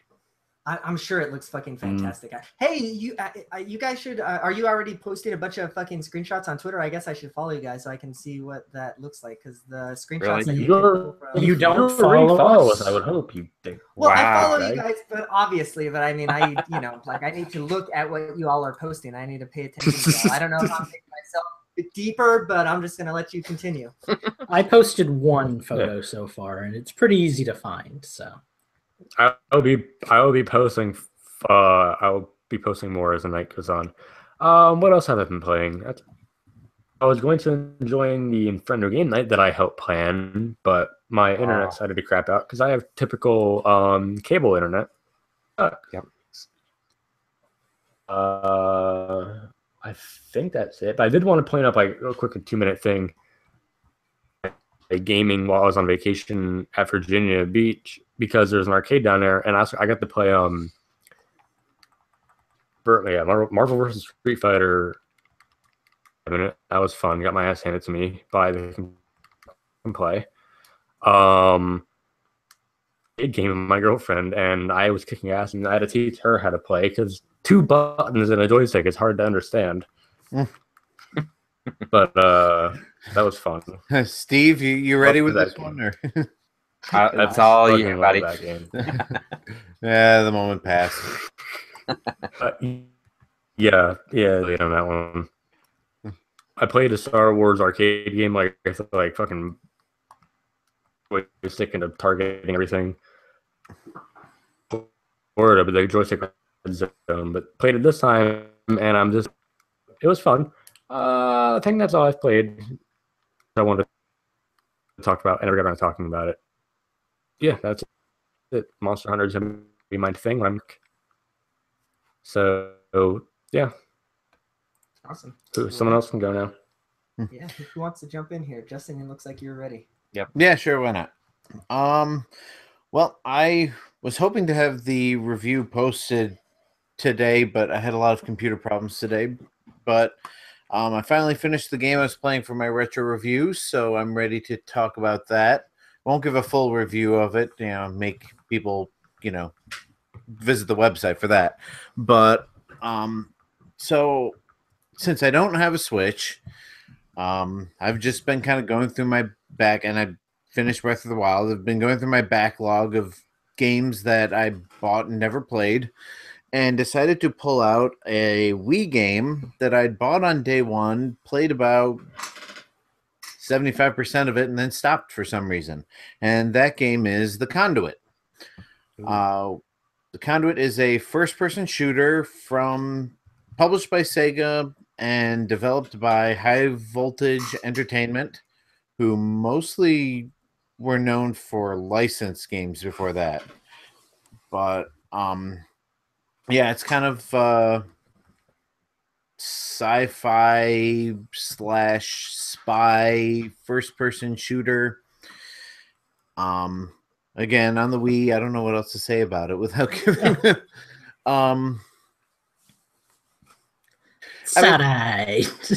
Somebody asked me a question because I don't know what to say about it. How's that online? Huh? I'm kidding. Yeah. I think that's probably why I never finished the game, because I played a lot of online with a friend of mine back when it first came out. I mean, it's not a terrible game. It's not a fantastic game. Does a lot of things really well. I mean, first-person shooters on the Wii are always kind of a, if you can get used to it, it's great. If not, it's terrible. The biggest. Go ahead. I was just gonna ask, which one did you say you were playing? The original, right? Yeah, I don't have the second one, but I'm gonna go pick it up now that I finished it. The subtitle for that, is it just Conduit 2? It's just Conduit 2. Okay. Does it have multiplayer on it, like local multiplayer? I honestly don't know. I don't know how local multiplayer would work on a pointer-based first-person shooter, but I mean, I'm sure it could be done, but it'd be a little wonky. I didn't think about that. Yeah, I mean, again, I don't want to say everything that I'm going to say in my review, but my review is going to go up before the podcast is downloadable anyway, so I may as well just go ahead with it. Again, it's not a terrible game. The story's okay. The voice acting is good. As far as like the levels and everything, it starts out feeling a lot like, GoldenEye in that era of first-person shooter. Very much, short levels, get from point A to point B, accomplish a couple of objectives along the way. The levels get longer, more complicated as the game progresses, but there's a lot of padding. Especially there's one level where you're kind of going in and out of office buildings, and I swear you go through the same office full of desks and cubicles about 3 or 4 times, the same staircase 3 or 4 times. They really recycle the environments to kind of make the level seem longer. The AI is non-existent. The enemies are there, they shoot at you, they come and go. So it's very. So let me ask you this question: How is it going back to like a pre-HD era shooter, first-person shooter? Like, is it? I mean, the art style in that game, I just can't really picture it. Like, it seems so generic to me. Really, It is very generic, and of course, I mean, it looks good. Of course, you have to put the asterisks on here that everybody in the it looks good for a Wii game. The only problem is they tried to do as much as they could with the Wii, but they're basically still running on GameCube hardware, so it looks like a GameCube first-person shooter. Sometimes it looks better, sometimes it looks worse. There's not a whole lot of style to it. I mean, the aliens are kind of cool looking. Oh, they're aliens, by the way. The aliens are kind of cool looking, but there's only like 3 or 4 different kinds. There are only 2 different types of human enemies that are just kind of interchanged. Most of them are just masked characters, so they use the same model for everybody. But once you're really into the game, it's kind of fun. I mean, I know. How long did it take you? I don't know if there's actually a timer on it. I'm gonna say it probably took approximate. It probably took me just under 10 hours. I remember the story being cool. Like, it had espionage and conspiracy type shit. And there are a couple of cool. There are a couple of cool plot twists in it as well. So, again, the voice acting is great. They got professional actors to do the voices, so that's interesting. It's obvious that. Go ahead. I was gonna say it's obvious that 2 of the actors are British trying to do American accents, but Right. Aren't there like little like hidden things that you have to like scan with some pyramid thing or something to Yeah. Oh, and that's get and like that's bonus content? yeah, I completely forgot about that. Yeah, the main like thing that differentiates the Conduit from other first-person shooters, because of course everything has to have a gimmick, is you carry around this device called the All-Seeing Eye, or the ASE, and it's this kind of floating orb that you use to scan different things, and it kind of breaks up the monotony of the walk into a room, kill everybody, walk into the next room, kill everybody. You'll come to a room where you can't progress until you walk around and scan like nodes that are hidden, With invisible that to like naked. all-seeing eye or something like Yeah, that, right? yeah, this invisible to everything but the all-seeing eye. Yeah. And so that's kind of neat. Again, it changes things. And yeah, there are bonus things. They're like discs that are hidden around the world that you've got to find and scan that will unlock cheats and special features. There are quite a few different guns, and they're all pretty much fun and easy to handle. And you unlock achievements for doing stuff like kill 250 enemies with this weapon, and you unlock a cheat or something like that. So there's replay value in it. And like I said, it's not terrible. It's slightly above mediocre. That's about how I remembered it. Yeah, I mean, It's like a solid 3 out of 5. Yeah, I mean, I think towards the end it got a little bit more fun. Part of that was because I unlocked the infinite ammo cheat, so I kind of used that in the last couple levels, so I didn't have to worry so much about ammo conservation. It's very generic, it's very old school, but they do some neat things with that make it worth a playthrough. And yeah, like Eugene said, it's got a great kind of alien invasion / government conspiracy storyline going on. And I guess I'm just terrible at talking about games that I play, because I'm trying to make this sound interesting in words and it's not working. You'll have to Go read to the review. infendo.com, Right. read the review, give us some views. Yeah, I'm better at expressing opinions and writing, I guess. But yeah, I mean, you can get it for cheap enough. It's like $5 at GameStop if you can find it. If you got a few hours to kill, it's worth a try. Trying to think of anything else worth saying about it. Yeah. So there's that. Other than that, one other question I have now that I think about it, was this one, did it use Motion Plus or was it all pointer? It's just your regular Wii remote. Okay, yeah. Yeah. Oh, one of the great things about it is the controls are completely customizable. So like I couldn't find a default control scheme that I liked, so I went through and just switched all the buttons around. Like the only thing that it limits you is shaking the nunchuck throws a grenade, and shaking the remote is your melee, and you can swap those two, but you can't map either of those to a button or map a button. Like you can't map reload to shaking the remote, which would have made perfect sense to me. But yeah, I mean, if you don't like the way the game plays right off the bat, go into the menus and fiddle around with stuff, find something that works. Because once I found a control scheme that fit my method of play, it was a whole lot easier. One of the big complaints I have, and this is kind of a stupid complaint to have, but there's no convenient place to map the pause button if you want to have anything useful accessible. And my problem is, if I'm doing something that involves both of my hands, I'm inevitably going to get an itch on my face. So I'll be playing the game and reach up to... You left that wide open. I'll go to like itch my nose or something like that and throw a grenade and blow myself up. It just sticks and it smells and it's just nasty. But yeah, I mean it's a decent game and it's a fun way to kill a few hours.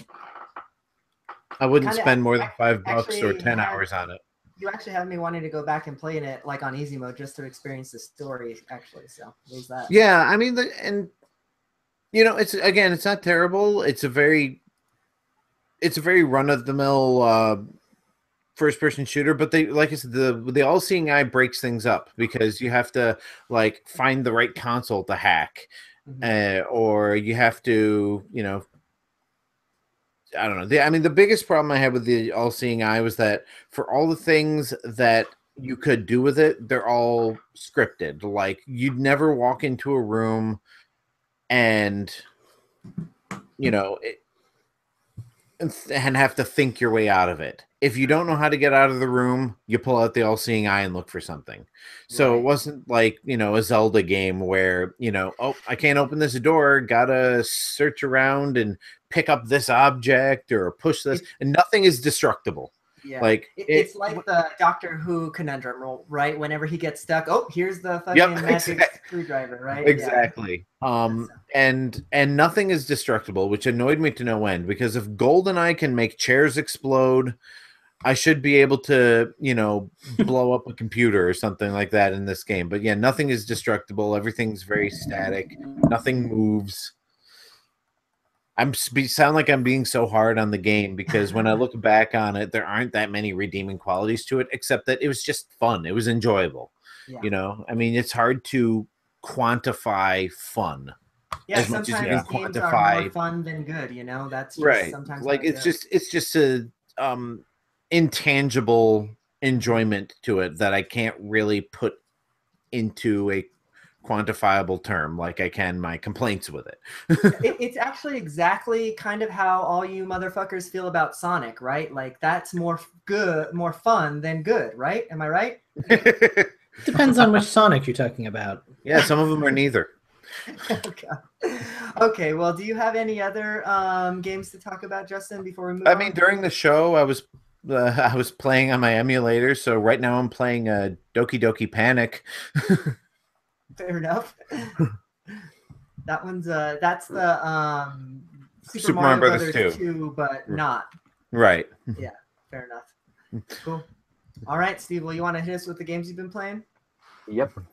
So, as Lucas alluded to, I've been playing Pokemon to get my team ready. That's all there is to say on that. Somebody? I don't know. I can't take sides in this fight. Oh, it's I don't know. It could go either way, really. That's the cool thing about when Lucas and I battle. Bisexual is it really depends on the battle. It depends on the team we're using. You know, it's kind of cool that way. Minecraft, they put out an update today, which I think will interest Justin, of all people. Did we play Minecraft this week? I forgot to mention that. I don't think so. I don't think we played. I played it, but I didn't want to talk. I played it on my own, but I didn't want to talk about it because I'm getting. Yeah. But they put out an update today, which is pretty cool. The biggest thing of note, there's the bug fixes, there's some new DLC, yada yada. But the biggest thing of note is they made it possible to transfer your Wii U game save to your Switch. So Justin, at some point down the road, hopefully before Mario and Rabbids, when you do get your Switch, I mean, you know, I know we're working on that. That really entices me to get it on the Switch early, because if I can just pick up where I left off and play with all of you guys right off the bat, then that's a very appealing. Here's the catch, though. You're not planning on trading in your Wii U to get your Switch, are you? No. Okay, good, because you're going to need both of them on, connected to the internet, and in the same room to do it. There's details of how to do it online on Minecraft.net. I'm not going to go into those yet. Mainly do I get to watch a bunch of Pikmin carry my games? Oh I hope my so. God, that was Some creepers. I'll do it tonight, and I'll let you know. That'd be great. And then I've been playing Splatoon 2 finally. The game is amazing. You remember how I told you it looked just like a shooter and I wasn't going to get it? Right. Yeah, well, no, it's nothing like that. Yeah, it's awesome. It's unique, right? It's like it's about as much of a shooter as ARMS as a fighting game. Sure, yeah. Yeah. You would have thought after ARMS and that bullshit, I don't like ARMS, and then you fucking love it. You'd think you would learn to trust Nintendo with these IPs, Steve. I know. Well, they did put out Wii Music at one point. Are you going to tell them about our little moment we had the other night? This magic moment. It was pretty magical. Oh, the salmon run thing. And we just Yeah. kept saying one more round. Yeah, one more round. I gotta and get my bonus. Oh no, you gotta get your bonus. Oh well, now I want the helmet. Oh well, now I gotta get another bonus. I like And my then I helmets. What can I say? get a text at 2 a.m. with Steve telling me that he's like level 8, and I'm like, what? You just got the game, but like I'm level Hey, 8. I'm level 9, Eugene. I'm caught up with you, actually. I think I might have gotten to 10. No, I'm like right at 10 almost. So we'll have to game when Well, we can maybe get I'm at together. 17.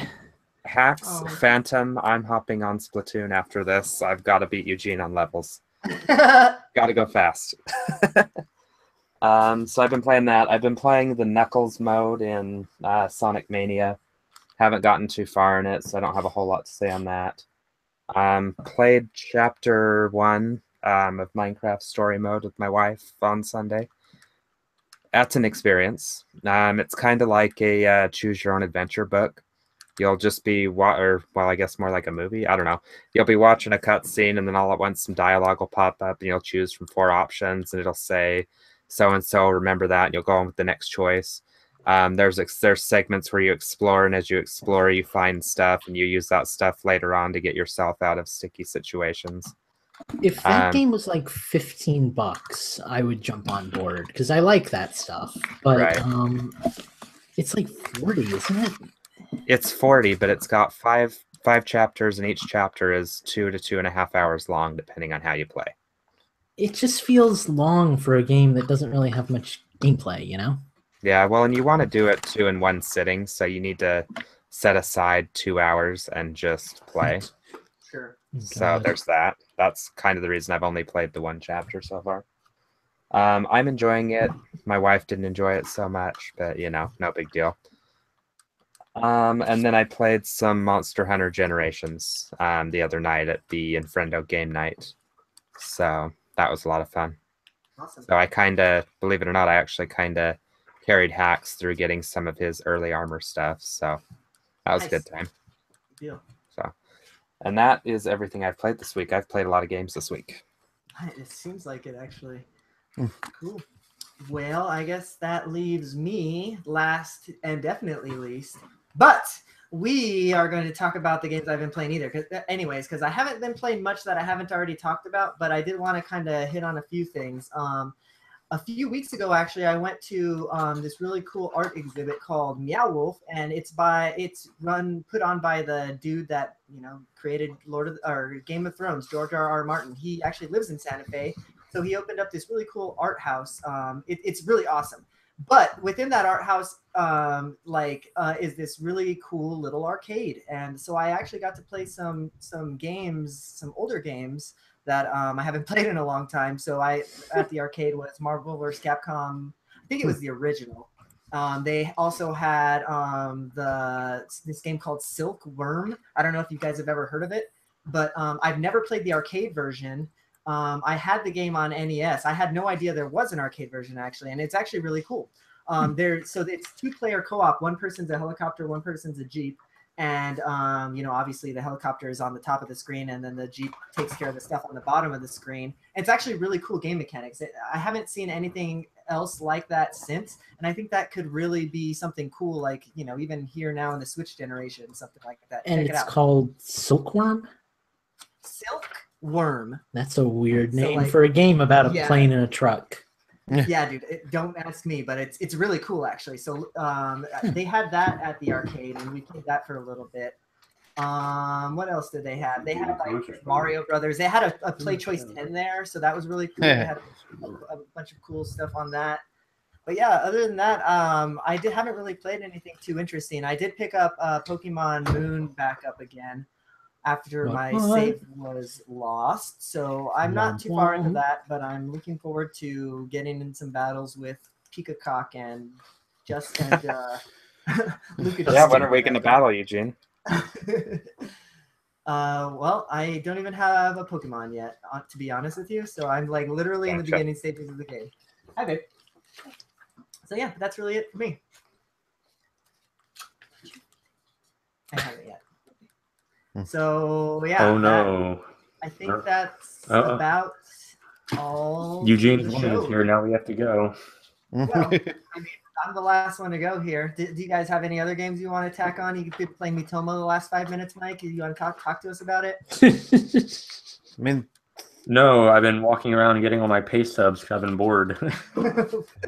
Well, fair enough. Well, but yeah, I think. I mean, I could talk about my Saints Row experience if you want, but otherwise, I'm pretty much done. Can we not?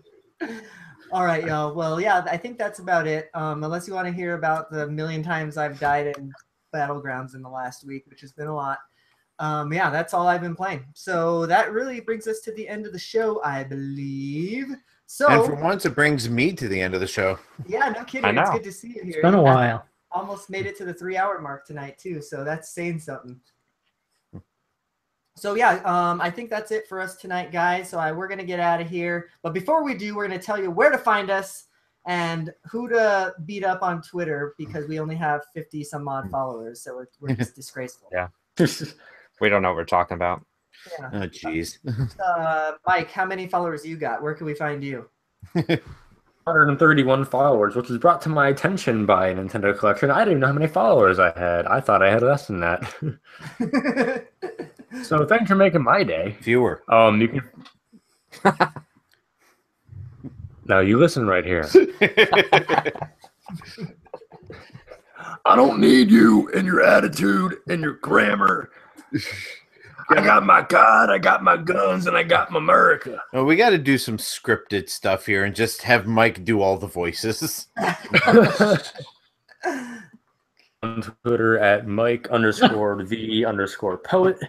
You can find me on Miiverse before that goes down as Mike is a Poet 3rd, phonetically spelled out, all letters, no spaces, no underlines, no grammar. You can find me in my bedroom shilling out for Nintendo while simultaneously shitting on them. Eventually, I'm gonna make a post on my Twitter with all my friend codes and identifications on it. You can find me at. That way, you can add me on 3DS and Switch and shit. But until then, yes, follow me on Twitter and be my 132nd. I'll be Okay. 130. I like how you just left it like 132nd something. So you. Can pick it up. Well, I officially have more followers than Mike. You can find me on Twitter at InfendoJustin. I currently have 157 followers. Yeah, but half of those are fake, I'm sure. Yeah,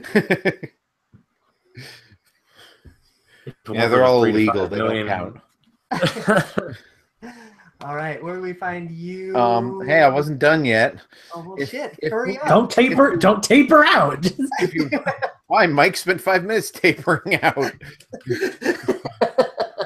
If you want to play, I don't know, Minecraft or something with me on Wii U, I don't have a Switch Mario yet, Kart. but yeah, Mario Kart, Smash. If you don't play the boring way, my Wii U Nintendo Network ID is Fear the Claw, underscores in between each word, everything spelled normally. And yeah, I used Mitomo. Let me try that again. I used Mitomo once or twice this week, so look for Master Claw on that. Nice. All right. Well, where can we find you, Steve? You can find me. Well, 74 of you have found me on Twitter so far. But you can find me at Twitter on Twitter at Gentis1 and on Switch playing Splatoon after the show. All right. Fair enough. Well, you can find Steve, me at Steve, how many followers have you gotten since you've done the show, Steve? How many followers have you gained? Oh, I don't know, maybe 15, 20. Shit. All right. Well, you can find me at Infendo Eugene. You can find Infendo at Infendo. Be sure to go to www.infendo.com and look at all the amazing articles that are going up. Some What's of them the are size of ads. your e-peen? Yeah. And yeah, Mr. Lucas, why don't you take us away? I was honestly wondering if you were going to skip me or not. Like, it sounded like we were coming to a close. Twitter, Mike_DA_parrot. YouTube stigma, I guess. I don't know how that works now that I've changed my name. But yeah, that's me. That's my life. Come follow me. I have like 30 followers, but they're like the best followers, and I don't really care about followers, so whatever. Jesus. That's cool. Yeah, that has been this has been Infendo Radio episode 406.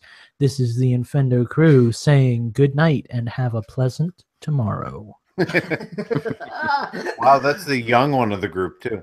Yeah, right. Night, y'all. See y'all next time. Saying you to your pets. Peace. Oh, hey, I got a Mitomo friend request from Hacks. All right, guys. Well, I am going to cut my recording and duck out for a few minutes. So it has been a magical experience. I love you all. I seriously thought we were all going to say how many followers we had, and then Eugene broke the trend. Well, I didn't want to. How many followers does Infendo have? I have 171 followers. I think Infendo has like 500 something. I'm on it. Give me a sec. I was going to look it up. I'm logging into Mitomo now. All right, guys. Well, 559. I will catch up with you in the group chat. All right, and Mike, I'll catch up with you and maybe Steve in like 10 minutes. Well, Melissa's on her way home, so I won't be around for much longer. Cool. And this is your reminder to get your guys' podcast stuff in the drive. You got it. Mine's not going to go until tomorrow because of my computer problems. I don't have Dropbox hooked up at the moment, so. Oh, that's fine. Yeah, I'm sure. I always see your stuff pop up. It says Justin updated with X amount of files. I'm like, oh, thank you, Justin. Yeah. Basically, so the we're dropping the live feed, by the way. So okay. Bye, chat. See you in a few on Splatoon. So I got a new